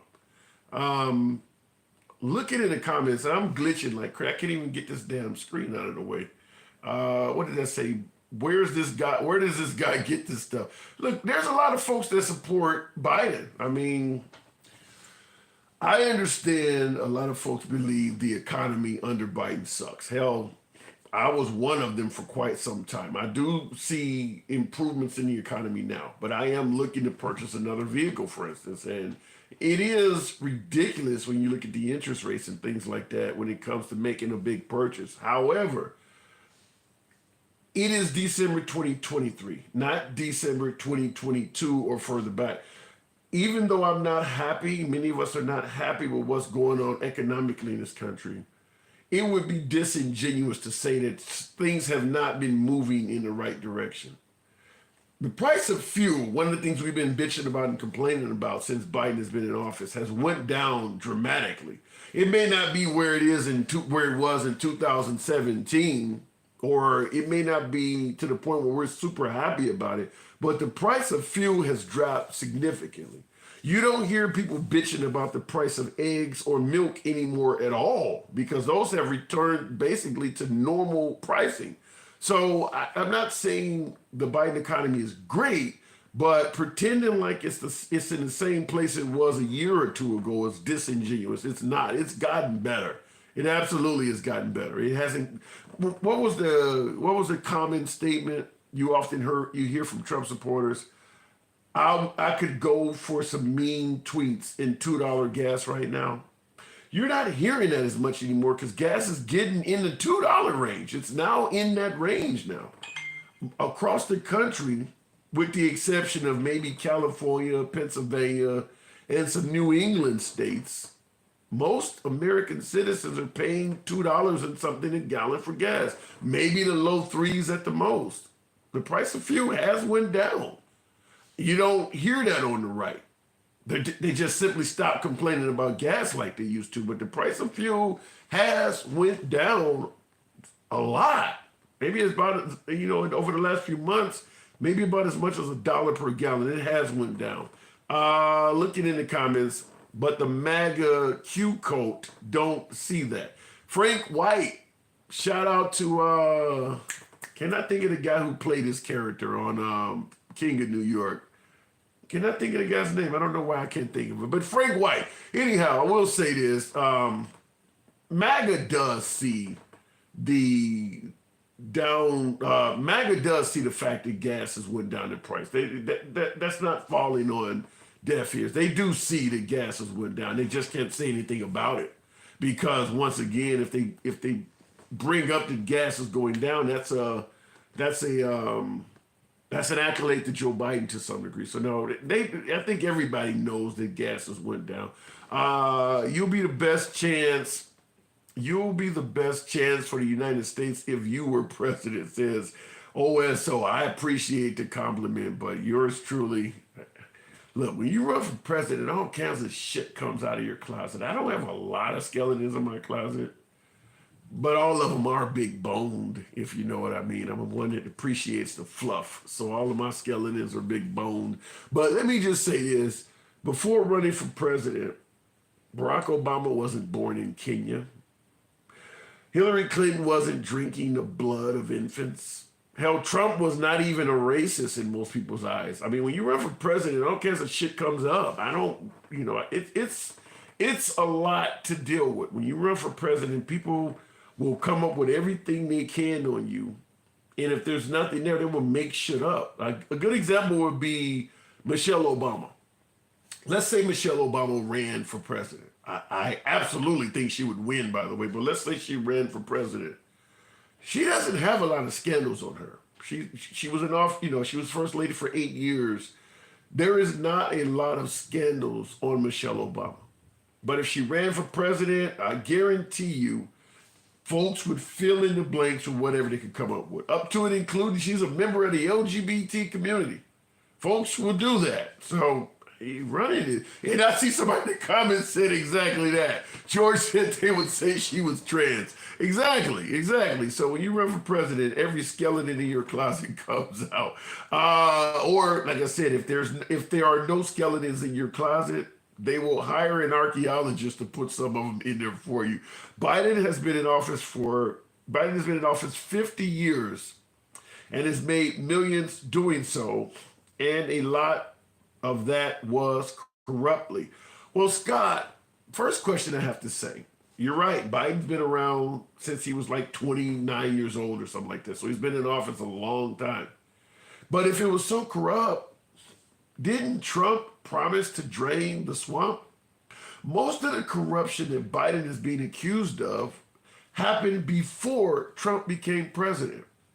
Why didn't Trump have him prosecuted? He could have had Congress. He could have had the DOJ do an investigation. He could have had Attorney General Barr look into Biden and have him prosecuted.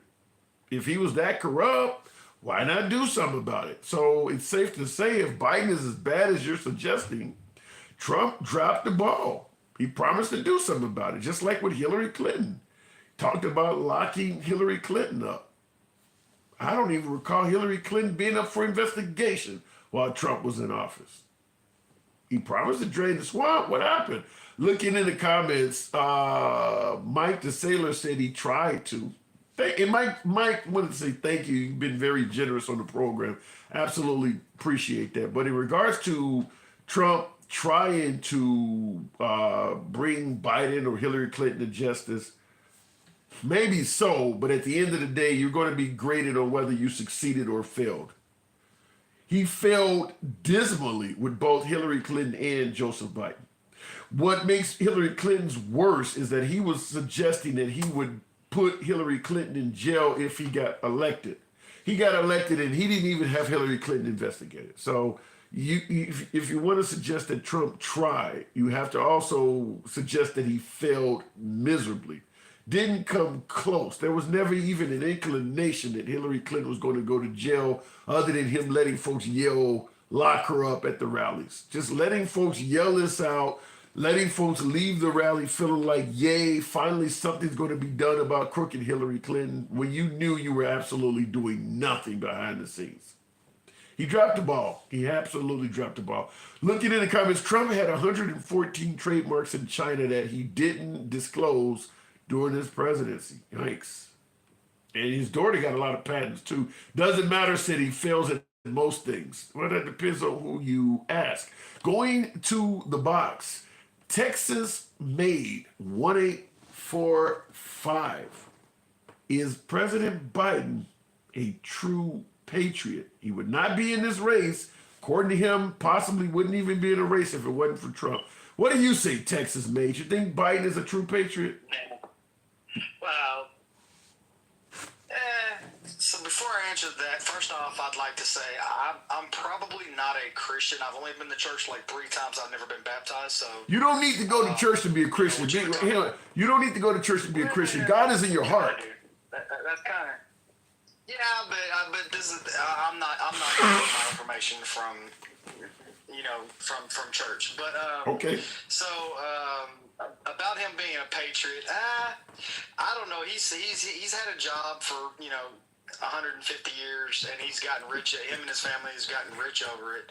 I wouldn't really call that necessarily a patriot. But wait, is that you? Hang on, I'll let you continue. But is that unique? What politician, the Nancy Pelosi's, the Mitch McConnell's? I don't think many politicians are actually patriots, to be honest with you, because you would have to sacrifice something in order to be a true patriot. I mean, that's kind of where the word comes from, right? Patriot. I mean, you would have to sacrifice something. I don't think that these people are working for I don't think none of the politicians are working for the actual citizens in the United States. What about Trump? What about Trump? Do you think he's a patriot? Well, actually, yeah. I mean, look at what he did. He was a billionaire. He could have died happy and without even running for president or anything like that, right? What did he have to gain to become president? Well, wait a minute. You're telling me, hang on a second. You're telling me that if Elon Musk or who else? Mark Zuckerberg or Bill Gates or one of these guys, Jeff Bezos, you're telling me if they ran for president, they don't have anything to gain at all? What would they gain? What else? More fucking money is what they would gain. They would get even wealthier. First off, why would they want the headache? First off, because just think of what does Trump have to do in order to run this country? The media hated him. You even saw the text messages with Fox, they didn't like him, but they're just going with their constituents to try to does that make any sense? Well, wait, here's the issue. You're saying what would these people have to gain? In the comments, people are pointing out power. A lot of these folks, you're gaining power, you're gaining a legacy, you're securing it for your... Power for what? Your great-great-great-great-grandchildren. If you're a billionaire in America, how much power do you need? I mean, how much power do you have? What billionaire do you know that has looked at his wealth and said, I'm going to sit on my ass now, I got enough? They all want more. Not necessarily. Did Elon just say, hey, I'm sorry, guys, I didn't mean to tweet or do the X thing. Yeah, I'm sorry. Wait. I don't want to lose my advertisements. I asked you what billionaire. Hang on. I asked you what billionaire sat on his ass and they're not wanting more. You said not necessarily. Every billionaire I know is still working. They all. I mean, Elon Musk just spent $45 billion to buy Twitter. He had plenty of money. That wasn't just all his. I mean, that was investors also. It wasn't just all his. But it was. But a lot of it was his. What did he say? What did he just say about that though? Didn't he just say, you're not going to blackmail me just to get your money, right? Yeah. Is that what he just said? Yeah. And he would rather for the truth to come out, and which kind of did. I mean, the Twitter files came out, right? Yeah. Now Matt Taibbi is being investigated by the IRS. Okay. And he's a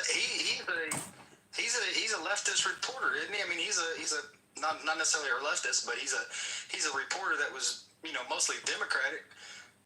I don't. Here's where I think you and I disagree. I just think that once these folks become insanely wealthy, they are so money driven that there's no such thing as enough. You take another guy like, say, Mark Cuban.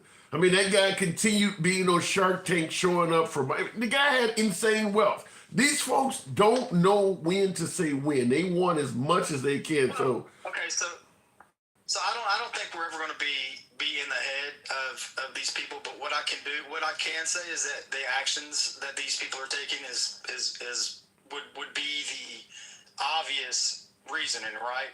okay. So Trump going in there and actually losing net worth, is that not anything? Yeah. But I don't think Trump lost net worth due to him trying to, get the country on. Forbes actually reports him losing $2 billion. Yeah, but if you look at Forbes magazine, they're pretty. I believe that. But why do you think Trump lost so much money while he was president?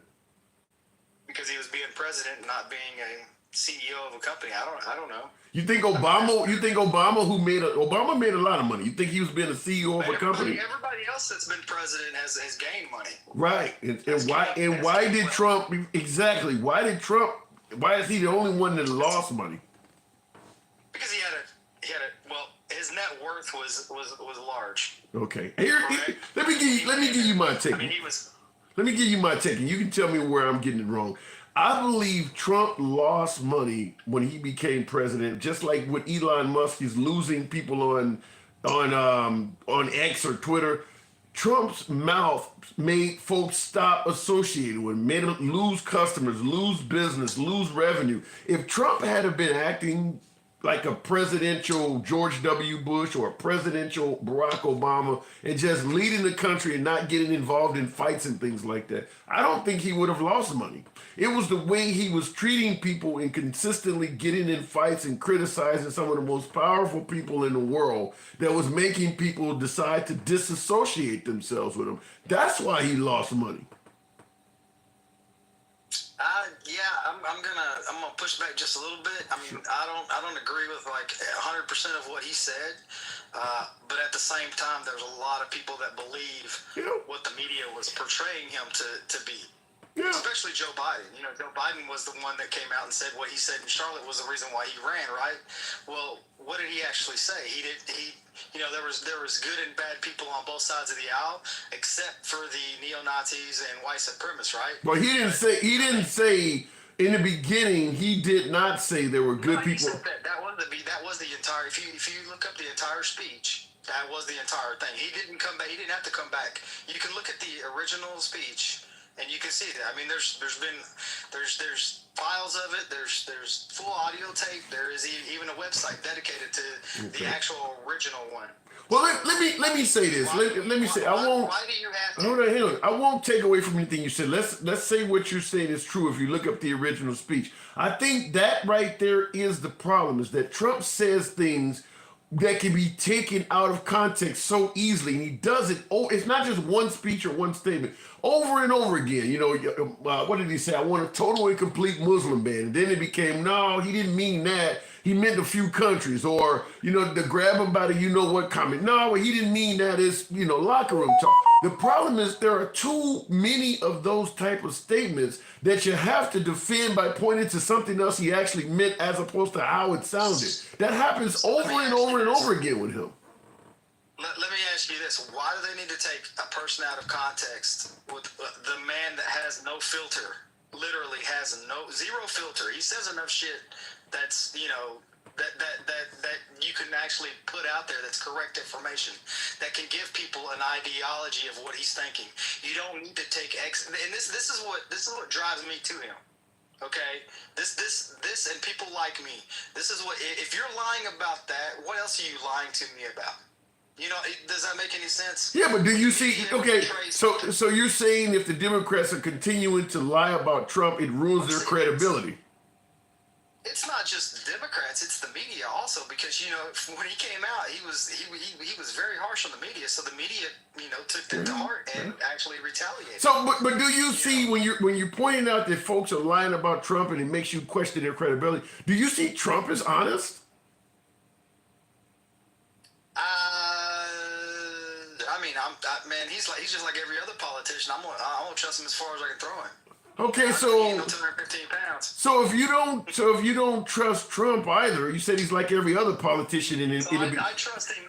I trust him more than I do the people that have been in Washington D.C. for the past 40 years. They have been selling out this country for the last 40 years. Okay. Well, we started out the conversation with me asking you, you stated that most politicians are not patriotic and they're not doing what it takes to make this country better, but you said Trump is a patriot. Let me ask you, I noticed all I was trying to do was put in his financial sacrifice that you can actually put pen to paper to. So let me ask you again, do you think that Trump is a patriot?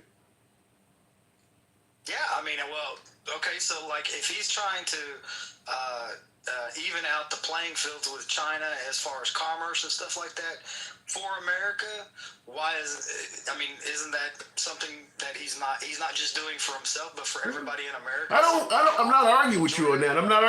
But I'm trying to find out, do you see, because you mentioned you don't see most other politicians in this country as doing what it takes for the country. Is Trump the only one in D.C. that you see as a patriot? Do you see anybody else? No. Oh, give me somebody on the national level, a senator, congressperson that you... Tulsi Gabbard, I don't even know. She's not in politics anymore. She's just a Fox News commentator. Give me somebody in politics. Yeah. Politics. I mean, I'm in favor of Abbott down here in Texas. Everything that he's done for us down here. Yeah, but we're talking about in Washington. Give me a senator or a congressperson in Washington that you think, or otherwise, hang on a second. Otherwise, you were saying that Trump is the only patriot in Washington. Give me a senator or a congressperson that's a patriot. So Cruz warned us about people not wanting to go back to work when they were voting on giving unemployment benefits during COVID. Is Ted Cruz a patriot? I'm still questioning him. Like I said, man. I question everybody's patriotism, as especially in politics. Right. I thought the Fortitude guy. I thought he was, and let me rephrase this again. You made it clear that Trump is a patriot. I'm asking you to give me somebody else in all of what. Hold on, wait a minute. Out of all of the senators we have and all of the 500 plus Congress people we have, is Trump the only patriot in Washington? No. There's a South Florida woman that I cannot recall her name currently. She's trying to put in some policies that will help the immigration problem. She's one of them. I can't remember her name. It's Maria. Dang it. So you're kind of asking me to find a needle in the haystack. That's bad. That is really bad. Is a 100% patriot is actually bad because the tip of the needle is about as patriotic as he is, but he stands above the rest in Washington, in my opinion.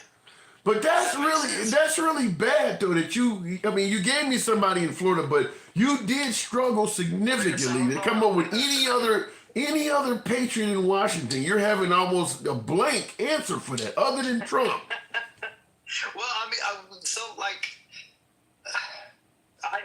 think out of between Biden and Trump, I think Trump is more patriotic, but not by much. Yeah, but that ain't what I asked you. I asked you, was Trump a patriot? You confirmed yes. But then when I asked you, out of all of the senators in Congress, you had a blank. Trump is literally, in your opinion, just about the only patriot in Washington, D.C.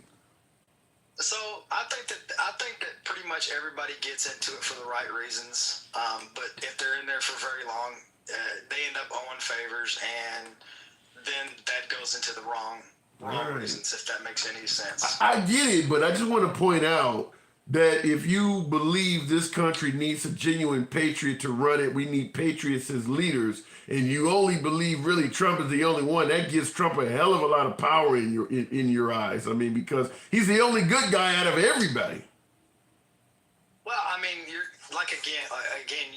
we're not really setting the bar high when we're talking about patriotism. All right. In DC especially. I mean, people are greedy. I mean, people have shown. Yeah, but shit. I mean, but let's take what you said. The patriotism bar is not very high. And when I asked you who qualifies, you couldn't even give me anybody that would jump over that low ass bar. But Trump. Well, yeah, and to be honest, I don't know everybody's intentions, and I don't know everybody's names, and I don't know. I strictly stick to Texas, and I do locals. They're even in question, if that makes any sense. Yeah. I mean, how are you going to know somebody's intentions until they do something? They might be running and telling you stories, and you never know. I mean, it's just like, President Biden right now, currently. He ran on ending fossil fuels, right? Well, we're producing more fossil fuels than ever. That's what I keep hearing when I go into these laws. Well, but yeah, but I will push back and say Trump ran on draining the swamp, and even if you listen to Trump himself, the swamp is bigger than it's ever been. Well, because it's been exposed. No, it didn't. The swamp did not just get exposed by Trump. Trump brought a host of swamp creatures, according to him, to Washington. People that were not there, and they only came because Trump gave them a job, and now he's calling them swamp creatures. So he really expanded the swamp in addition to exposing it. I can see the point on that. Yeah. I mean, Mike Pence wasn't there until he came. Attorney General Barr wasn't there until Trump came. I mean, he brought people he's now calling swamp creatures. So he expanded the swamp personally. I definitely have to look at that a little bit more. Yeah. One other thing I want you were talking about earlier when you were talking about sure. I'll let you wrap it up. Give me what you got. Like you were talking about Republicans don't want to help anybody out. Well, what's charity when it's forced upon you? When you're forced to give somebody money, it's no longer charity. Yeah. Agreed. Christians give. You've been to church. There's people out there that give 10% of their pay to the church every week. They do that not religiously, literally. But not enough of them. Not enough of them. Yeah. And I would take. Not only is it not enough of them, a lot of Christians want to control where that money goes. They have a history, because remember, you go back in time, we've always had Christians in this country. In fact, the further you go back, the more Christians we had. We were a stronger religious country back then. They didn't give a shit about giving any of that money to black people back then. So they do donate money to their church, but they don't want that money going to anything but stuff that's really in their own community. We couldn't survive if we only depended on people to be charitable in ways they desire on a volunteer basis. We wouldn't survive like that. You said... Well, I agree with that, but at the same time, I'd also like to just point that out, that people, there are Republicans, especially, there's a lot of Republicans that do charity events, charity donations, that, they do a lot of charitable things, but in policies, they would rather that be still a voluntary basis instead of be taken out of our taxes. The man earlier, he was talking about his taxes being $200 more because of Trump. That doesn't, our Trump benefits, our tax benefits that Trump implemented are still in implementation until 2024, the end of 2024. All right. So we actually got a small tax cut. We didn't Yeah. get a huge one. I can't, I'm not dealing with what he said on taxes. I wasn't aware because I'm not dealing with that either. But I got to move it on. I will speak on what you said about the Republicans and donating to churches on the side, though. Okay, yeah, cool. All right, Appreciate it, man. appreciate that. Not a problem. Come on back anytime. What he was talking about is I have spoke before in suggesting that Republicans are not very favorable of helping out the downtrodden, and he brought up the fact that far more Republicans are Christian based, and a lot of folks do donate through their church, which is true. As you noticed, I countered though and said that there's not enough of them. There's not enough folks donating through churches to meet the needs that we have in this country. And when I say that the Republican Party is not favorable to helping the downtrodden, I'm pretty strong in passionate in the way I describe it. I often refer to the Republican Party. And I know a lot of my beloved MAGA may not take this very well, but I often refer to the Republican Party as the don't ask me for shit party. And what I mean by that is, if you are struggling or going through a problem, you need to pull yourself up by your bootstraps. I grew up with meager beginnings just like you did, speaking like a Republican. I grew up and struggled, and I was able to get a job and do well for myself. You need to figure it out too. Maybe you had kids when you couldn't afford them. That's your fault, not mine. Maybe you took out student loans that you knew you couldn't pay back. That is your fault, not mine. This is what you generally hear from the Republican Party, is a host of pushback when folks are asking for government assistance. You screwed up somehow in your life. I didn't do that. I'm doing fine. You need to find out a way and figure it out so that you're doing fine too. And I state this because there really is no social policy that is designed to help out the downtrodden that the Republican Party is not against. We know what happened with Obamacare. We now have it, but it was by no love of the Republican Party. Otherwise, if they had joined Obama, healthcare would be completely like dialing 911 right now. But because he got out what he could get out, it's not perfect because there was so much Republican resistance. I say this on every program, and this may be the first time you folks are hearing it for the late night hour, but I believe that the Democrats and the Republicans view folks in this society in exactly the opposite manner. The Democrats are not favorable to wealthy people. The Democrats believe wealthy folks either pull schemes and scams, corporate corruption, greed, you name it. Democrats tend to believe that most wealthy people receive their wealth, their riches from ill-gotten means, maybe robbing salaries from folks that are lower. They don't view wealthy people very favorably. However, the Democrats are very favorable to the poor. They see everybody who is asking for help as somebody you should consider giving help to. You don't hear the Democrats even assume that maybe this person is trying to scam the system, or maybe they don't want to get a job and they just want to live off of that help. Democrats are very favorable to helping out the poor. They don't find themselves to be very suspicious of the poor at all, even though we know there are a lot of people claiming to be poor to scam the system. Now, the Republicans are exactly the opposite. They are very favorable to wealthy people. Unlike the Democrats that are highly suspicious of how wealthy people accumulated their wealth, the Republicans tend to believe that wealthy person worked their ass off to get that money. They should not be told they got to share money. They shouldn't be taxed like that. They worked hard just like everybody else. They should get a fair shake. And if you treat wealthy people right, they will pass money down and they will make all of us better off. They are very favorable to wealthy folks. Republicans, on the other hand, are highly suspicious and very unfavorable to the poor. If you're asking for a hand up, you really don't need it. You're choosing not to work and live off of the government assistance you're asking for. If we give you food stamps, you're going to use that as a reason and simply keep having more kids so you can get more food stamps. If we give you unemployment for too long, you're going to use that as a reason to not get a job. Republicans are highly unfavorable to the poor, very suspicious of them. When you start talking about helping out poor people, Republicans are the first to suggest if you're helping out a poor person, that poor person is likely scamming you to get help even longer. They don't view poor people as simply somebody that is down on their luck and needing the assistance. Most likely it's a scam. Both parties have those opposite views, which is why I often state that I see the Republican Party as the don't ask me for shit party. For instance, now in the comments, Cars, Coffee, Music states, can we help Americans first though? That sounds really good. America first. Why spend money on the Ukraine or helping out the Israelis? Why not take care of the people in this country?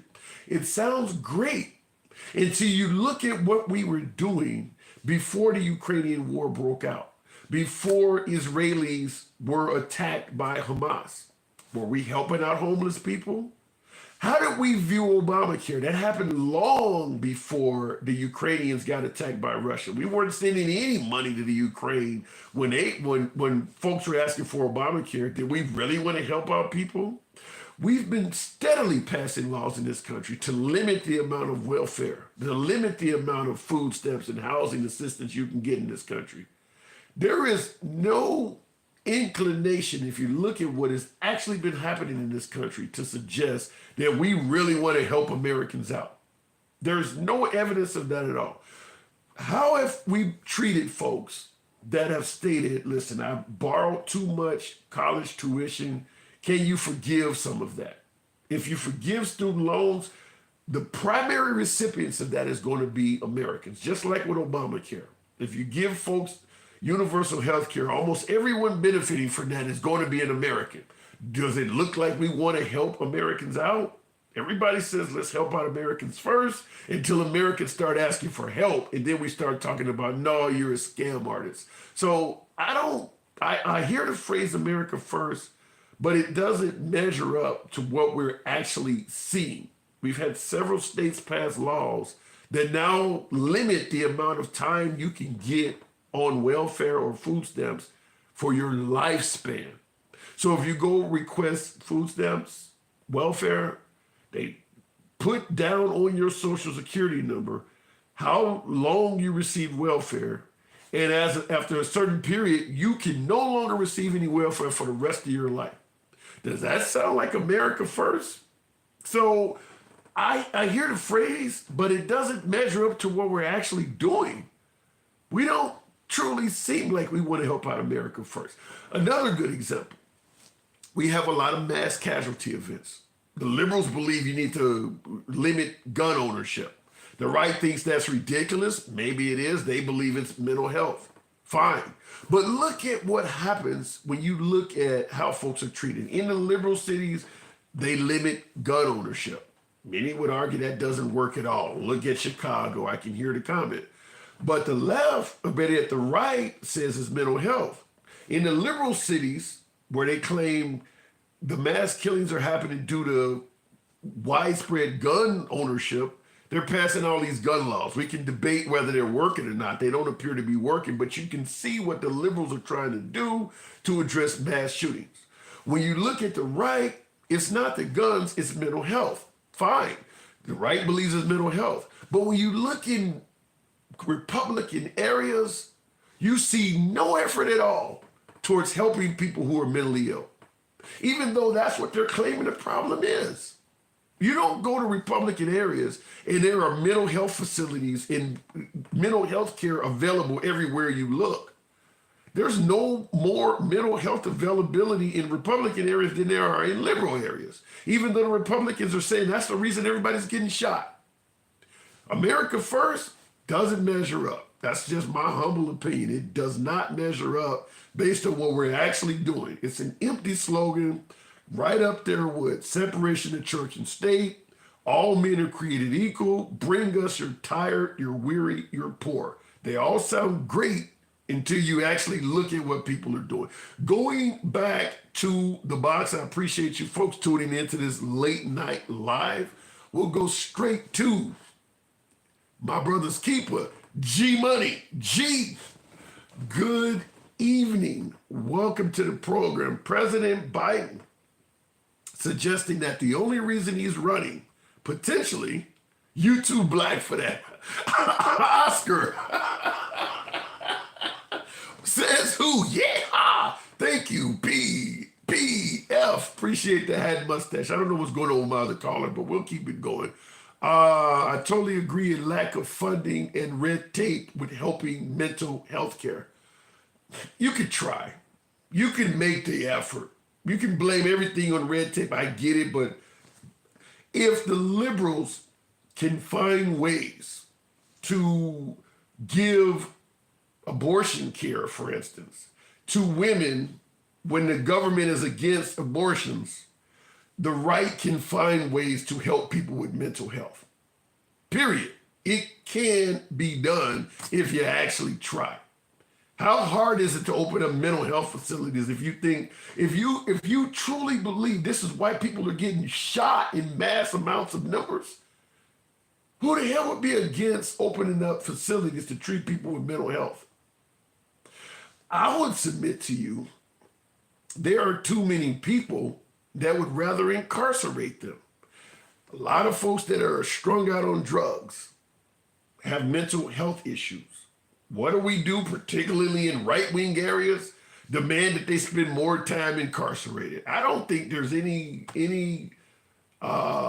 I don't think we have the stomach at all to helping people out in this country. That America First stuff, it sounds really great. It really does. But like I said, the moment Americans start showing up and asking for help, it just is non-existent. Very similar right now to liberal cities claiming to be sanctuary cities. Once they start receiving all these immigrants, they no longer want to be a sanctuary city. It sounded good when the immigrants were coming into Texas, but now that they're in their backyard, maybe we talked a good game, but we really don't want to do it. And that's the same thing in regards to America First. Before I go back to the box, I'll just ask you this. Folks talk about we're sending billions of dollars to the Ukraine.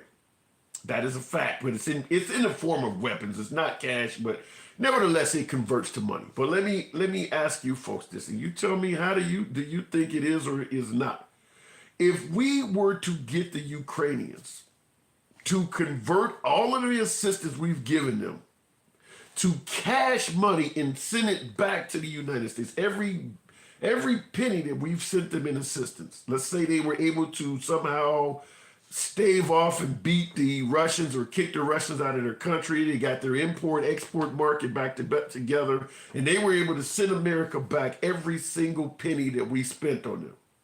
Do you think your life would get better in any way? Do you think any social programs that are now unavailable to you would suddenly be available?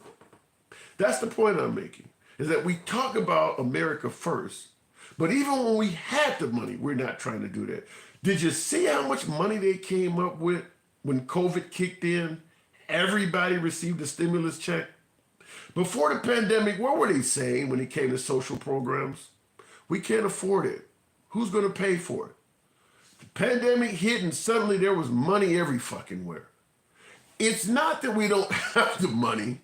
It's not that we can't help these people. It's that we don't want to. And I think the evidence is all around us. It really is all around us.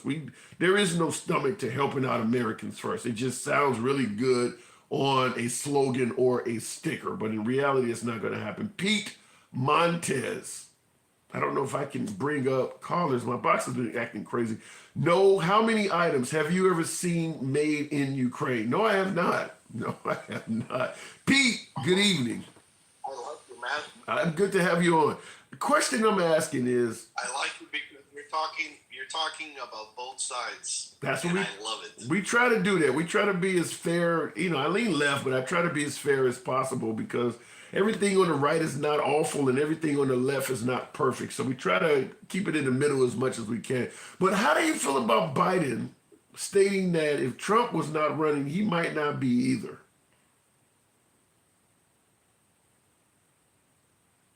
I think both of them should just drop out. So you don't think That's what I think. You don't think personally. you don't? And my other point. Sure, go ahead. No, go ahead. I'm sorry. You don't think either one of them is a good leader for this country? No. No, because they are both dividers. Wow. They are both dividers. And that's my opinion. My opinion is that they both divide our country. But when Biden says these MAGAs are crazy, that's 50 plus million people in America. That is true, Patty. And, you know, So, and some people in crazy half of America. who do you think is on the horizon? And Who, Trump does the same. yeah. Who do you think could be, if you could get anyone you wanted, who do you think would be good at potentially leading this country and somehow uniting us to some degree? I thought it was DeSantis, but I was wrong. What's wrong with DeSantis? I don't know, man. I just don't feel him. I think he's a fake. And I like, you're going to call me crazy, but I like, on the Republican side, I like more Ted Cruz. Ted Cruz. Elaborate. What about Ted Cruz do you like? Because you're saying you see Ron DeSantis as a fake, but you like Ted Cruz. I see a lot of similarities in those two, but give me your spiel on why you favor Ted Cruz. I like more the constitutional, the way he looks at the Constitution, the way that he interprets it. What about Ryan of Kentucky? What about Ryan in Kentucky? I like him. All right. Ted Cruz, I wow. like him. But how about this? I like more Senator Kennedy from the Senate, from Louisiana. Oh, okay. All right. So you definitely lean right, though, correct? Yes, I lean right on a lot of stuff. And But- just like you said just now, supposedly the money wasn't there. And then they released $6 trillion. Yeah, right. Who released it? I mean, it was bipartisan because the whole country shut down during this Yeah. pandemic. But why isn't Biden helping too? I mean, he ain't doing nothing right now to help the poor. Helping how? I mean, Biden. We have 2 months. How do you suggest he helped? Now, Biden did try to give tuition forgiveness, and they shot that down. Yeah, that's not helping the poor though. Helping the poor is like something what Trump did during COVID, and he released $6 trillion. Well, release $6 trillion to help the poor and starvation in our country. You know what I mean? Okay. Keep going. I seen a CNN a few months ago, or maybe like a year ago, and they said that $10 billion will end starvation or hunger in the United States. And then Elon Musk said, well, tell me where to send it, show me the facts, and I'll pay for it. So Yeah, but you don't see tuition forgiveness as helping out the poor at all. No, I'm just being honest with you. It's like me asking you to forgive my $1 million mortgage. Yeah, but Made a mistake, man. so let me give you an example. Let's say, for instance, I took out a student loan and I'm now unemployed, or I took out a student loan in a field, like let's say I got a college degree in journalism or something, where it's not even going to get me a job that'll pay my own damn bills. You're telling me that I'm struggling to find a way with this journalism degree that I can't really make a lot of money. You're telling me that forgiving that loan would not help out a poor person? I mean, we have a lot of other ways to help the poor. Okay, I agree with that. Let's say this, like in the United Kingdom, right? They give you a free car, they give you free rent, they really help their poor people. Would you be okay with giving Americans a free car and free rent? 100% if you qualify for it. What would it have to take for you to qualify to get that? Taking care of you cannot get a job because you're taking care of a sick child or a sick parent or somebody like that. You were handicapped. You can't work.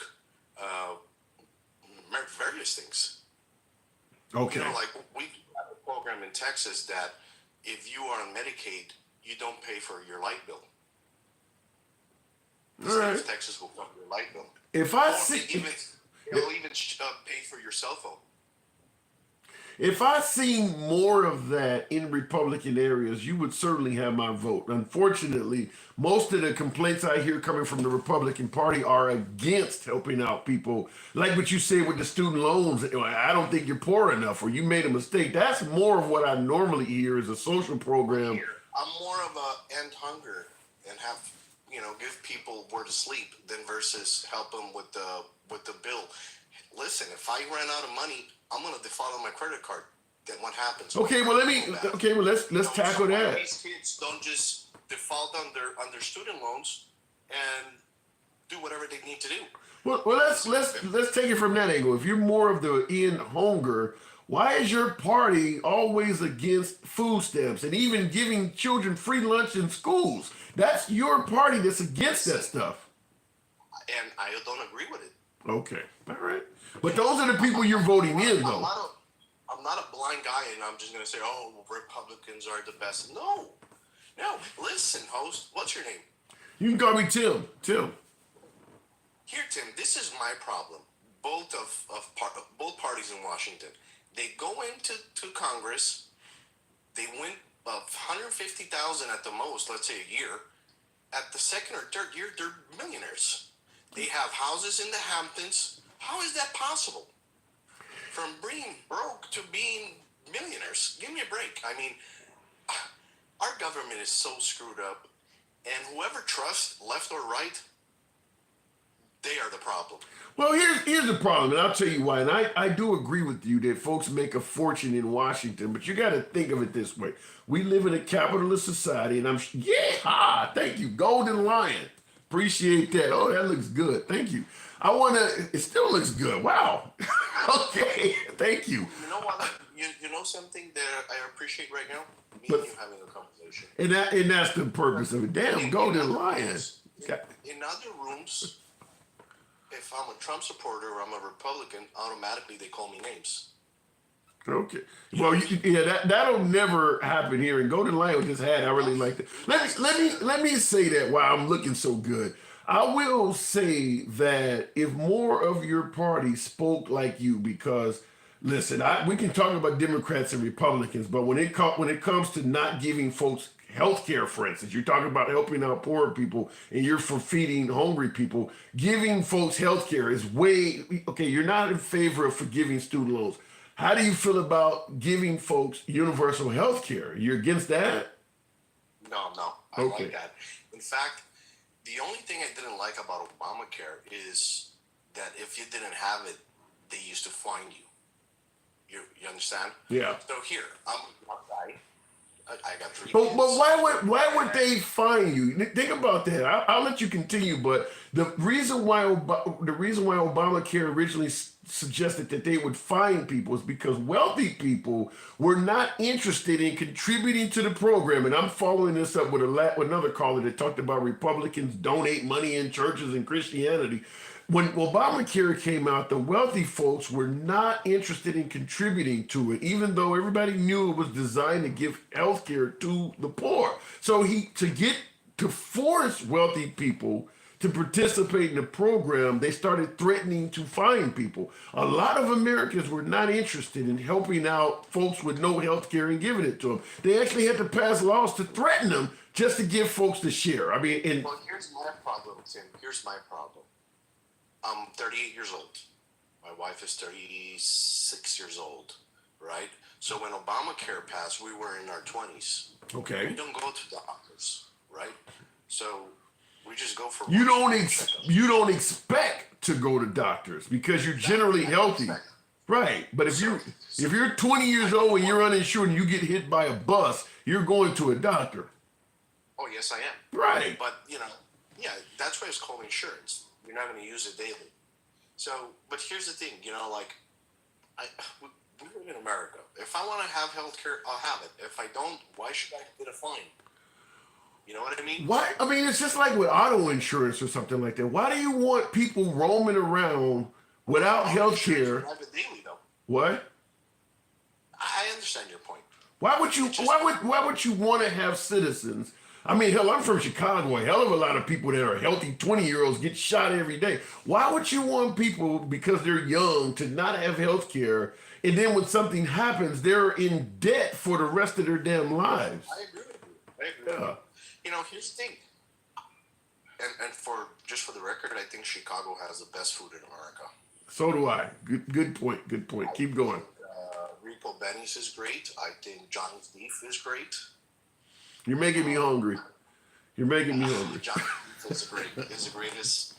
It is the greatest beef sandwich I ever ate in my life. Fair enough. But let's get back to the healthcare. Why is the Republican Party against universal healthcare for all? I don't know about the Republican Party. I'm just giving you my opinion, my humble opinion. But you're voting these people in. These are the people you support. Ted Cruz, you're a big fan of Ted Cruz. You just stated his state was totally against Obamacare. He's one of the ones that's doing this stuff. I agree.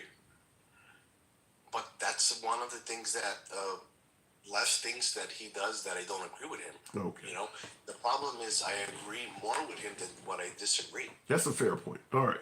Well, and I just wanted to point that out because, like I said, I do believe the Republican Party, and I don't think everything Republican is bad. I don't think everything liberal is good. Thank you.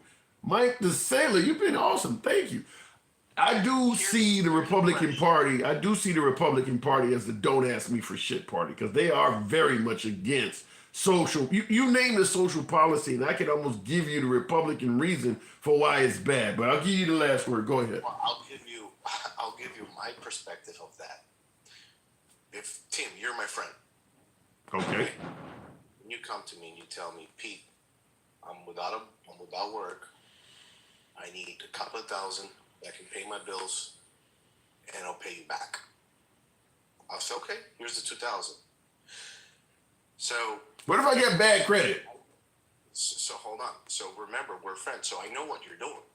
So if I know that you're hustling and trying to get a job or doing anything or washing driveways or cutting grass or doing anything just to provide for your family, I'm going to feel, well, it is trying. You know what I mean? But if Tim is fishing with my $2,000 and he ain't doing nothing to help his family, and comes back for another 2,000, I'm gonna die. But I think that is the problem, Pete, is that anytime we have a discussion on the downtrodden and people that need help, the first thing Republicans often do is refer to people who are trying to scam the system or deliberately not work. They're too focused on that. They're too focused on the folks that are going to use this to get over to the point where they don't want to help anybody. I don't think I've ever had a issue or a discussion on social policies with someone on the right that did not reflect to, well, what about the person that's trying not to get a job or sitting on their ass or having more kids so they can get more money? That always comes up. You cannot discuss it with the right without them deflecting to somebody that's asking for the money and don't need it. Well, here, Tim, in the state of Texas, if you go to get Medicaid, right, they will run your credit. And if you don't have any cars or credit cards, or they see that, why are you asking for Medicaid? You understand? Right. So if you are really, if you can still scam the system, but here's the thing. I feel like the state of Texas really does the work. You don't see so much of the scam of Medicaid in the state of Texas. They kind of protect it. I do agree with you. They really look into it. Yeah, because they don't want to help you. They're trying to come up with every excuse in the book not to help you at all. That's why they're running your credit and treating you like a bad person until you basically you're treated like you're bad until proven good. We're going to look at you from every way till Sunway to make sure there's nothing bad about you. And then once we can't find anything after we had an exhaustive search, we'll go ahead and give you a little bit of assistance. But they're looking at you from an angle of we don't want to help you. That's the problem. I do got to move it on, though, Pete. You know what I got to do. I just want to ask you one question. I was in another live. Real quick. Go ahead. Yeah, 1 minute. And the guy said that the First Step Act didn't help blacks in America. I believe the First Step Act helped everybody. It wasn't designed solely for blacks, but I do believe some. Exactly. Yeah. Exactly. But you know why it helped? It helped, like, discriminatively, it helped blacks because of the crime bill that Biden passed in the 90s that he was so proud of. Okay, I think most America was behind that crime bill, though. Biden didn't do that by himself. It wasn't He like was the whip of the Senate. yeah, He was but the whip of the Senate. yeah, but I'll tell you this: when Biden passed the crime bill, it wasn't like when Obama passed Obamacare. There was not a hell of a lot of Republican resistance to Biden's crime bill. They were down with that too. So we can hold Biden credible. We can hold Biden credible or responsible for it. But let's not pretend like the Republicans wasn't down with that also. I gotta move it on though, man. You really might, Tim. I just want to tell you something. You're straight up. You're honest, and continue doing what you're doing, my friend.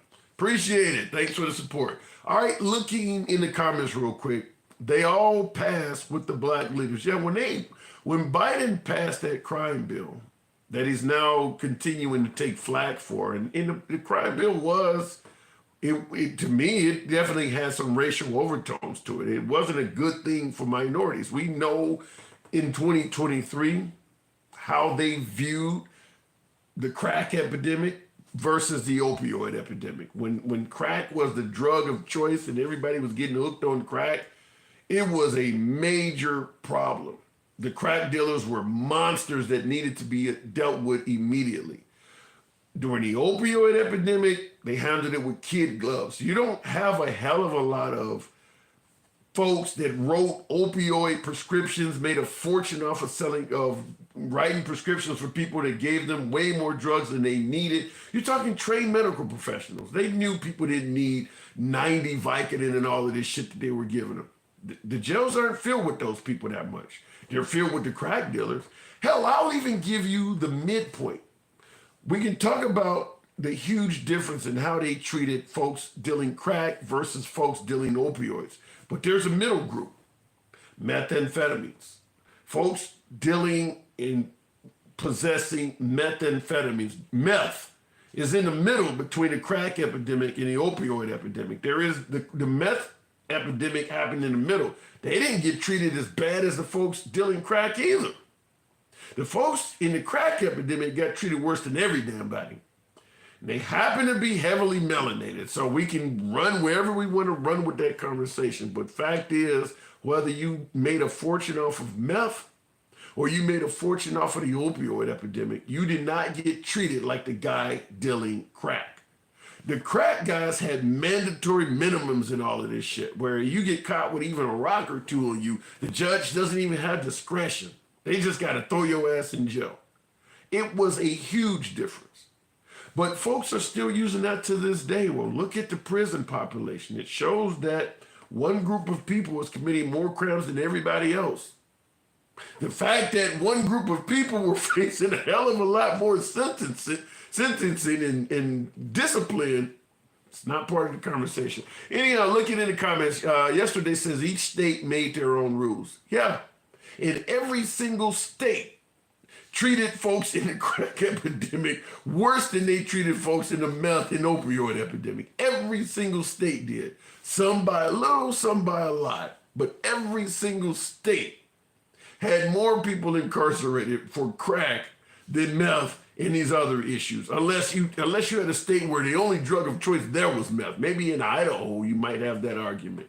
But every state that had diverse populations, the folks dealing crack got the worst of it. Every state in the union. Looking in the comments. You sure are handsome, or am I sure I'm handsome? I don't quite get that, Sean. Appreciate the input. Anyhow, folks, real quick, I want to run this by you because there are 500 plus of you folks in here, and I appreciate you guys that are tapping the screen. You may get your boy up to 60,000. I would appreciate it if you let your thumbs not be lazy. Couple comments were made, which is why I decided to have this off-culture live stream. I don't normally do live streams this time of night, but I want you to hear a couple comments that brought me here. This is the first one, the whole purpose of the show. A stunning admission from President Biden. He now says if Donald Trump was not running for president in 2024, he's not sure that he would also be in the race. Those comments today at a fundraiser in Boston. Let's bring in CNN political director David Chang. And David, an incredibly candid admission by President Biden. What do you make of it? Well, we seen a lot of previous reporting, including our own here at CNN, that there's no doubt that Trump was a motivating factor, of course, Jake, in Biden's thinking about running for re-election. But as Biden is wont to do in these scenarios where he's behind closed doors, he kind of reveals his innermost thoughts. And what we're seeing here is a real, clearly defined rationale for Biden pursuing re-election despite his current political standing, which is not that great in the polls, obviously. And he's right. Biden's stance in the polls is not that great. But think about that. Remember, Biden supposedly has dementia, doesn't know where the hell he's at, can't string together two sentences.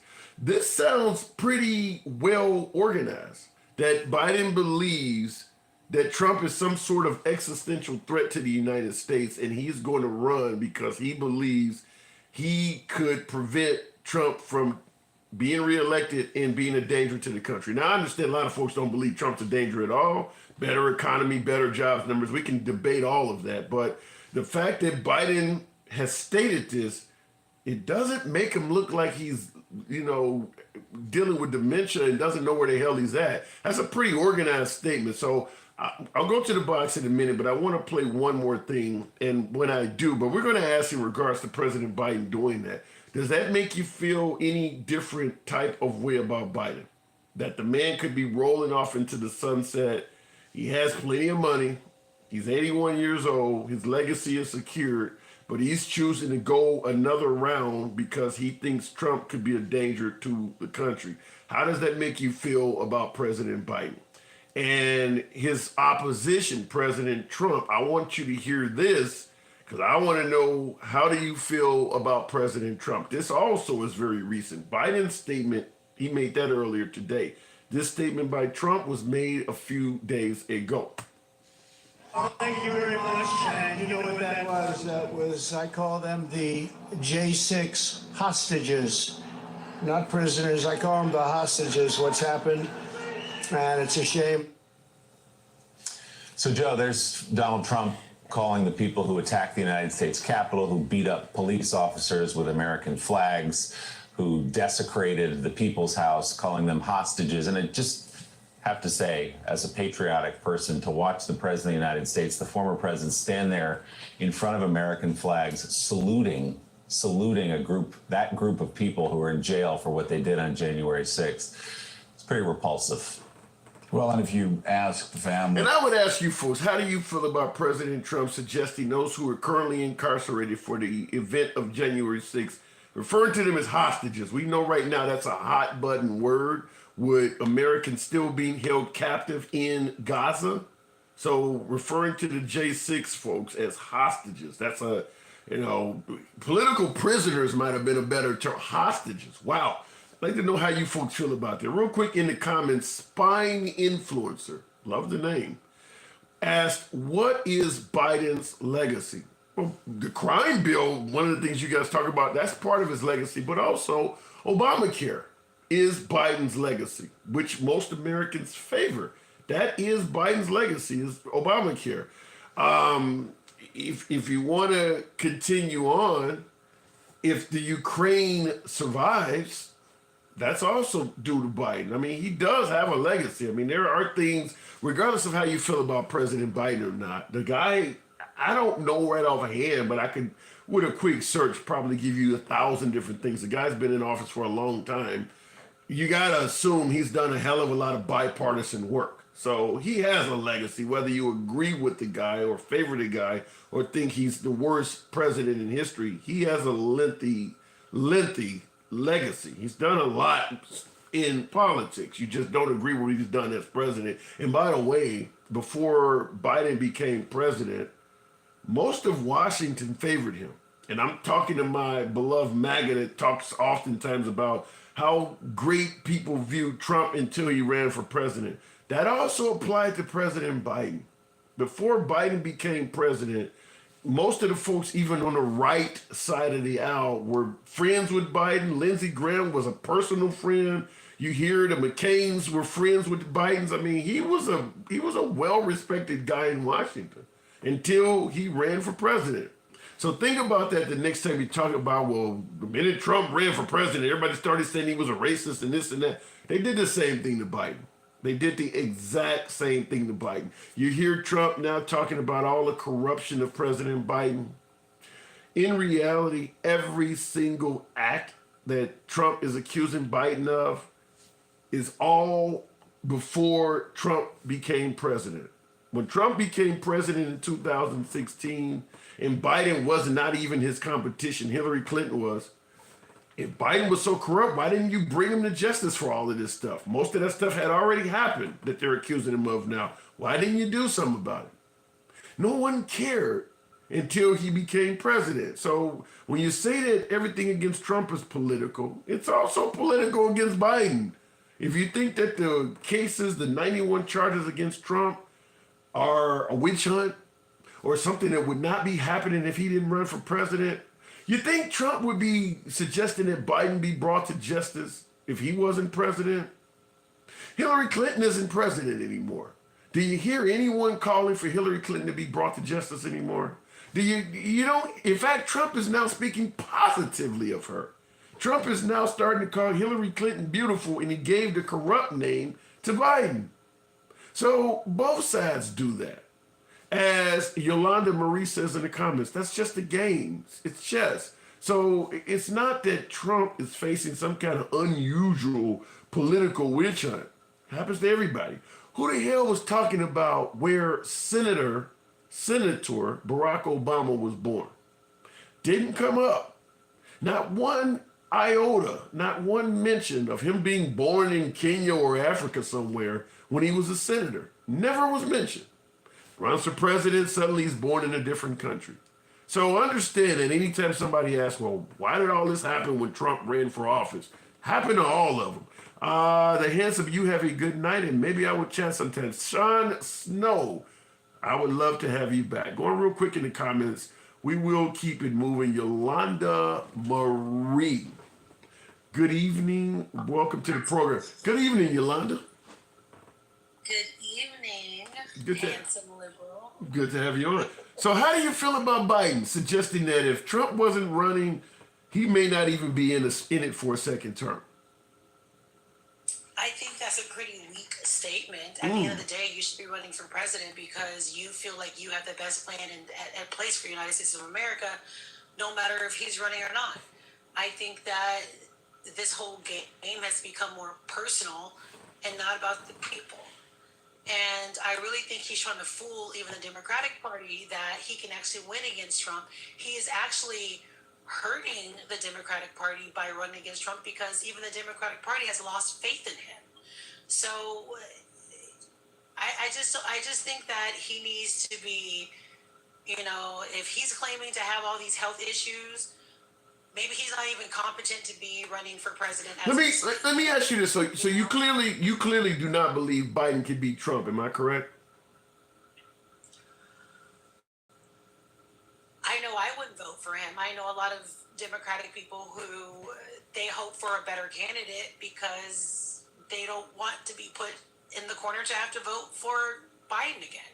He's not doing the job for America that he should be doing.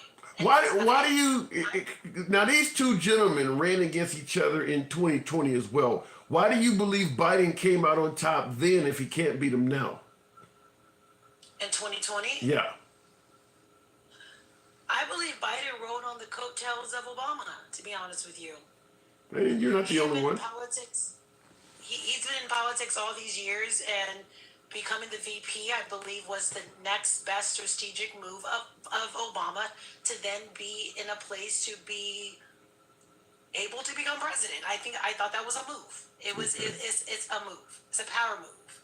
So I look at, I don't represent or vote for either side. I look at everything from a very logical perspective and the perspective of what is really best for America. The one thing that we all have in common is we want to live in a safe place. We all want to be able to pursue our opportunities. We all want healthy economy. None of us want to be living fear of war, right?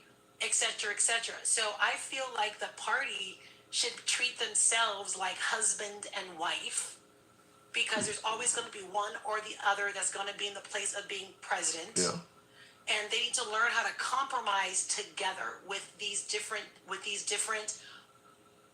what their difference is. I don't believe that politics should be ran anymore on emotionally triggering issues like personal beliefs, because now you're creating two parties that are based on beliefs.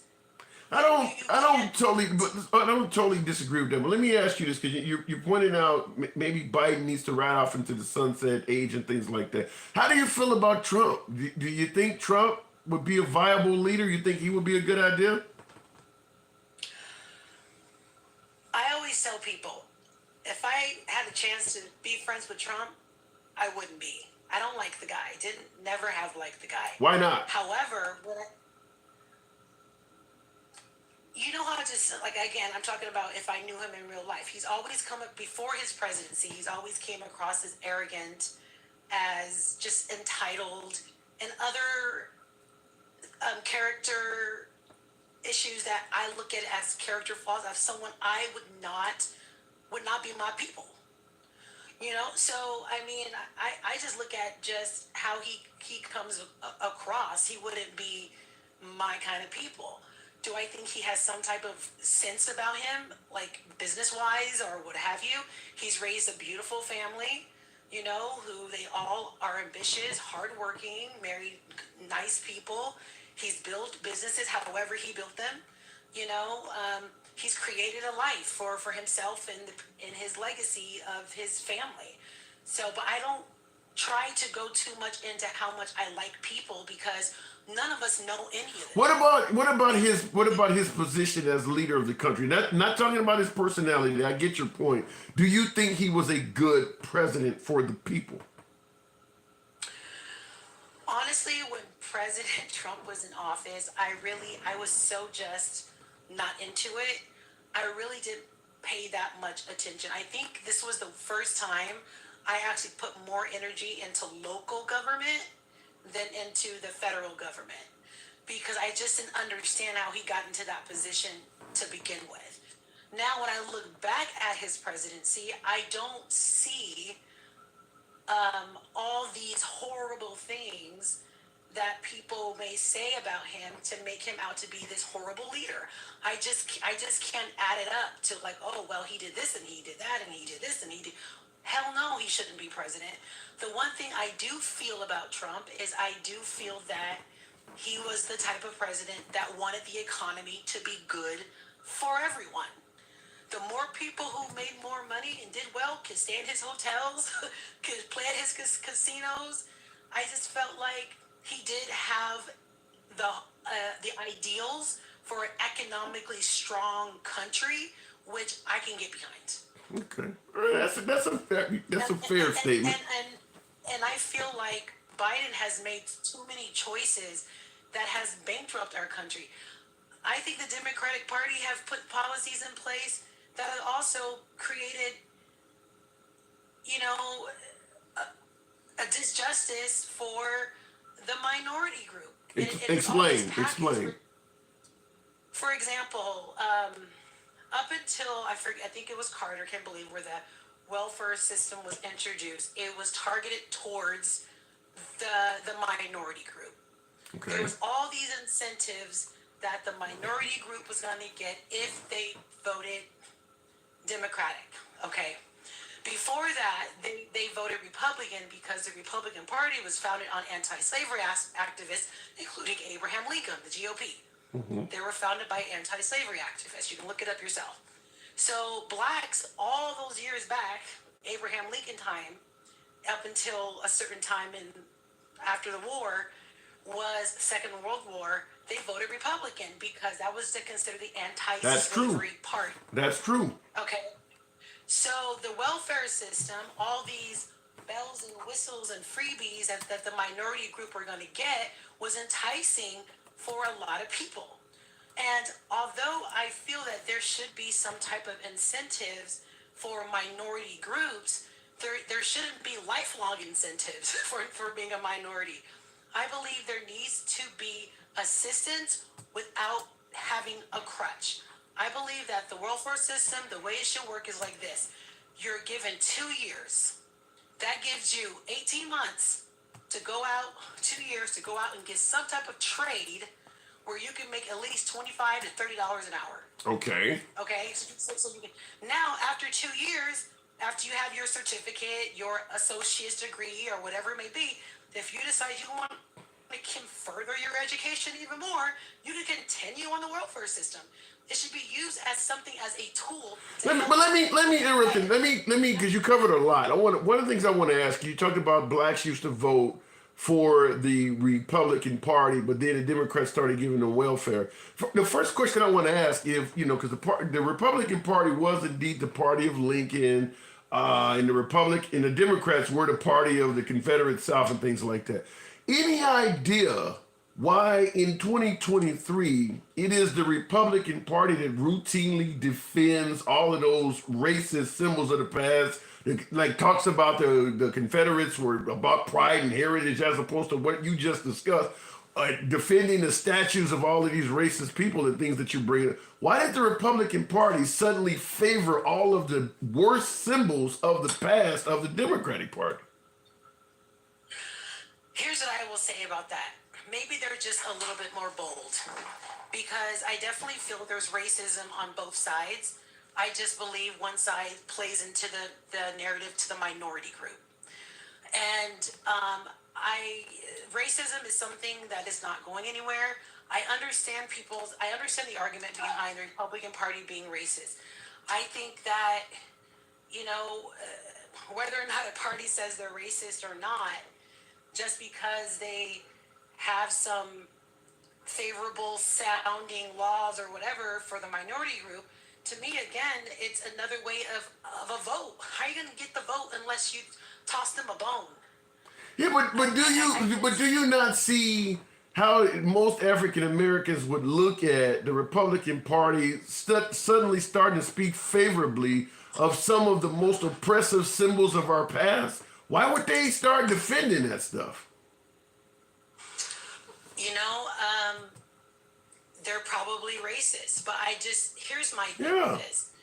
Just because there are bad cops, it doesn't mean all of them are bad cops.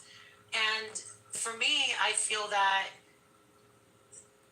if we look at just like laws and like bills and things that have to do around equality. But wait, Yolanda, this is the leadership. We're not talking about a few bad cops. It's the leadership of the leadership of the Republican Party is defending these symbols.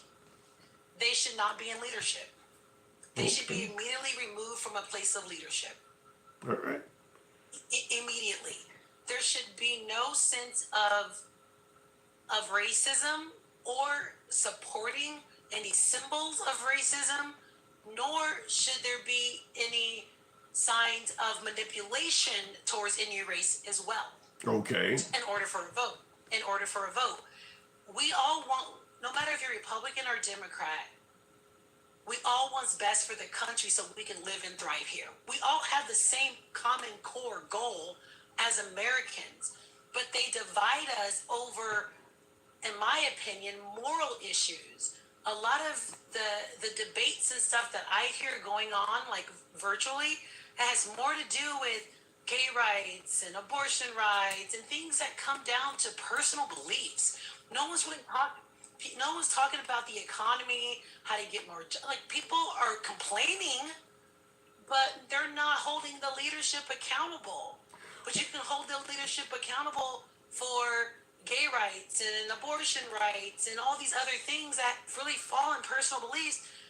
That it's just like, why are we being divided over the very things that separate us anyway? Because it has political value to it. That's why people are doing it, because it's political capital. Keeping us divided benefits politicians.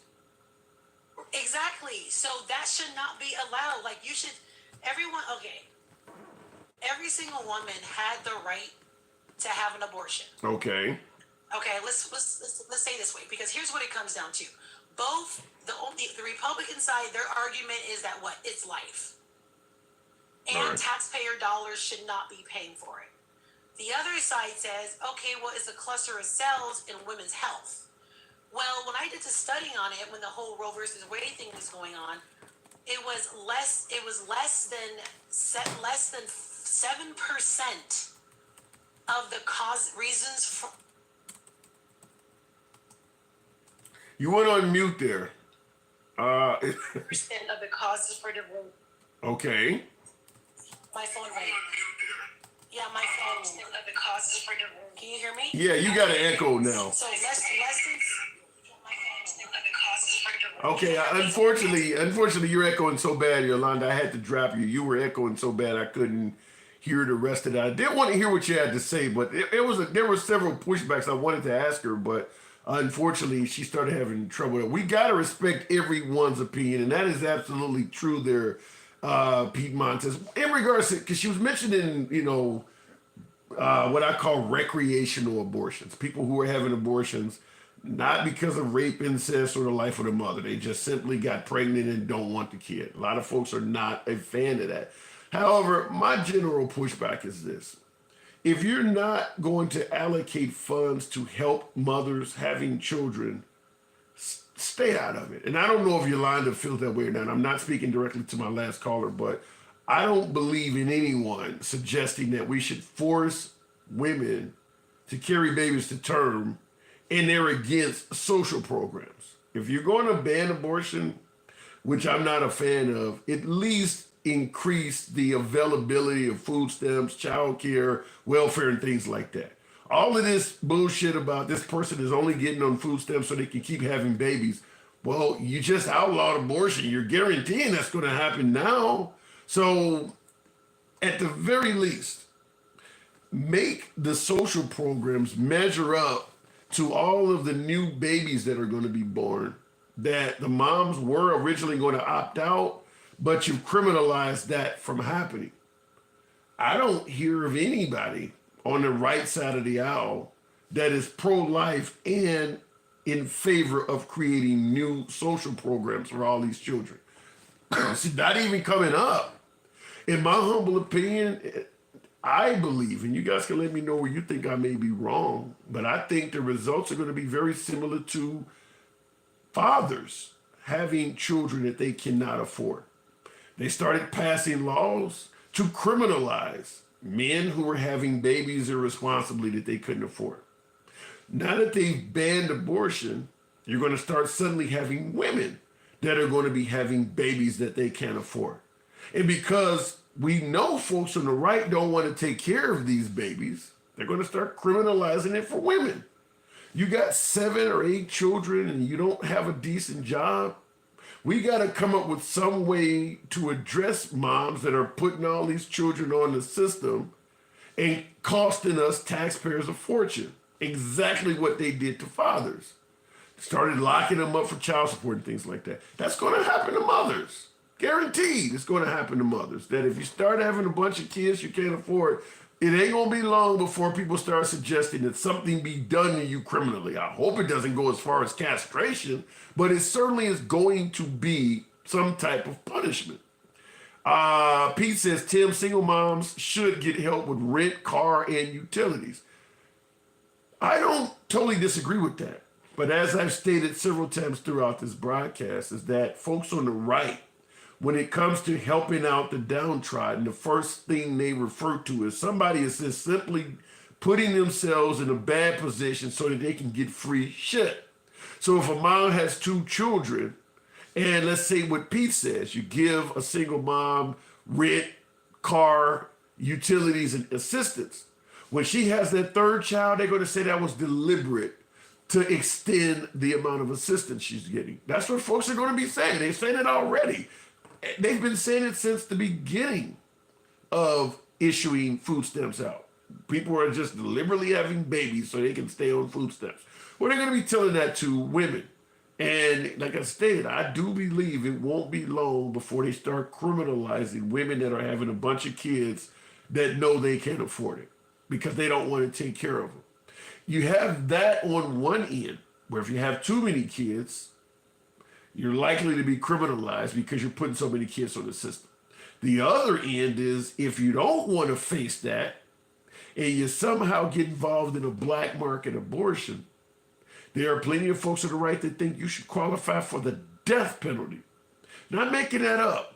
Actual politicians, I think North Carolina had a politician, for instance, that talked about that. Actual politicians. So I'm not a big fan of the pro-life stuff for the simple fact that I do believe there is nothing, absolutely nothing good coming down the pipe for women. It's all bad. It's about saving the life of that unborn child. That's it. I don't give a damn about the mom. Even some folks are up to and include, even if her life is in danger. I don't really give a shit about the mom. It's about saving that baby inside of her, even if it was forcibly put inside of her by some assailant. I don't think there is any type of love for that mom, as Yolanda stated in the comments with multiple exclamation points. Birth control. If you don't use birth control, good luck. Either use birth control or abstinence and don't get pregnant, or understand that if you get pregnant, your ass is mine. It is as simple as that. Your ass is mine. My laws are going to take over and you're going to follow my law. Kind of reminds me of the old movie Shawshank Redemption. Put your trust in the Lord, but your ass belongs to me. Anyhow, folks, you know what this is. It is indeed a live. I appreciate you folks tuning in this evening. I will be back on Monday, or not Monday, tomorrow afternoon, as usual. If you do enjoy civilized dialogue from both sides of the aisle, I ask that you follow the program. We don't block, ban, or censor anyone. Program is, always will be MAGA friendly in its entirety. MAGA are always my preferred guests. We don't block, ban, or censor anybody. So understand that. Real quick in the comments, I'm starting to sweat more than a black man on Father's Day right now. Land, sea, air. That ain't racist at all. I'm starting to sweat more than a black man on Father's Day. Nope, that ain't racist at all. Oh my God. Handsome talk too much, says Dapper Doc. Okay, well, I'm about to wrap the program up. Oh my God, sweating more than a black man on Father's Day. That's bad. That's real bad. It's the same as people wanting to take away guns. You think pro-life legislation forcing a woman to have an abortion is the same as taking away guns? Damn, I wish you was in the box. I would like to hear how you explain that. Really? Wow. Yikes. Okay, anyway, I will talk to you guys tomorrow, 11 to noon. You know when I come on, if you enjoy civilized dialogue from both sides of the aisle without any concern of the host blocking or banning you, you're always in the right place. So follow the program. I'll see you guys tomorrow afternoon. Take care. For a few of you folks on YouTube, some of you guys have been riding out with your boy on YouTube all evening. I do appreciate that. I didn't see a lot of comments coming on YouTube, so I did continue to live stream on this side. Real quick in the comments, I do see a few of them. Walmart patriotism. I don't quite get what that means, but Frederick says men can't have babies, bro. Yeah, they can't have babies, but they can certainly be punished for creating them when they can't afford them. Just looking at a few quick comments. Exactly my problem. Not my problem. You messed up your life. Yeah, I was earlier. I just wanted to respond to a couple comments there on YouTube because I only seen a few coming in. But I do appreciate you folks that YouTube, I haven't really promoted it as much, so there's not as many viewers on my live streams on YouTube. But when you guys do tune in, it is always appreciated as well. I'll see you folks tomorrow. Take care.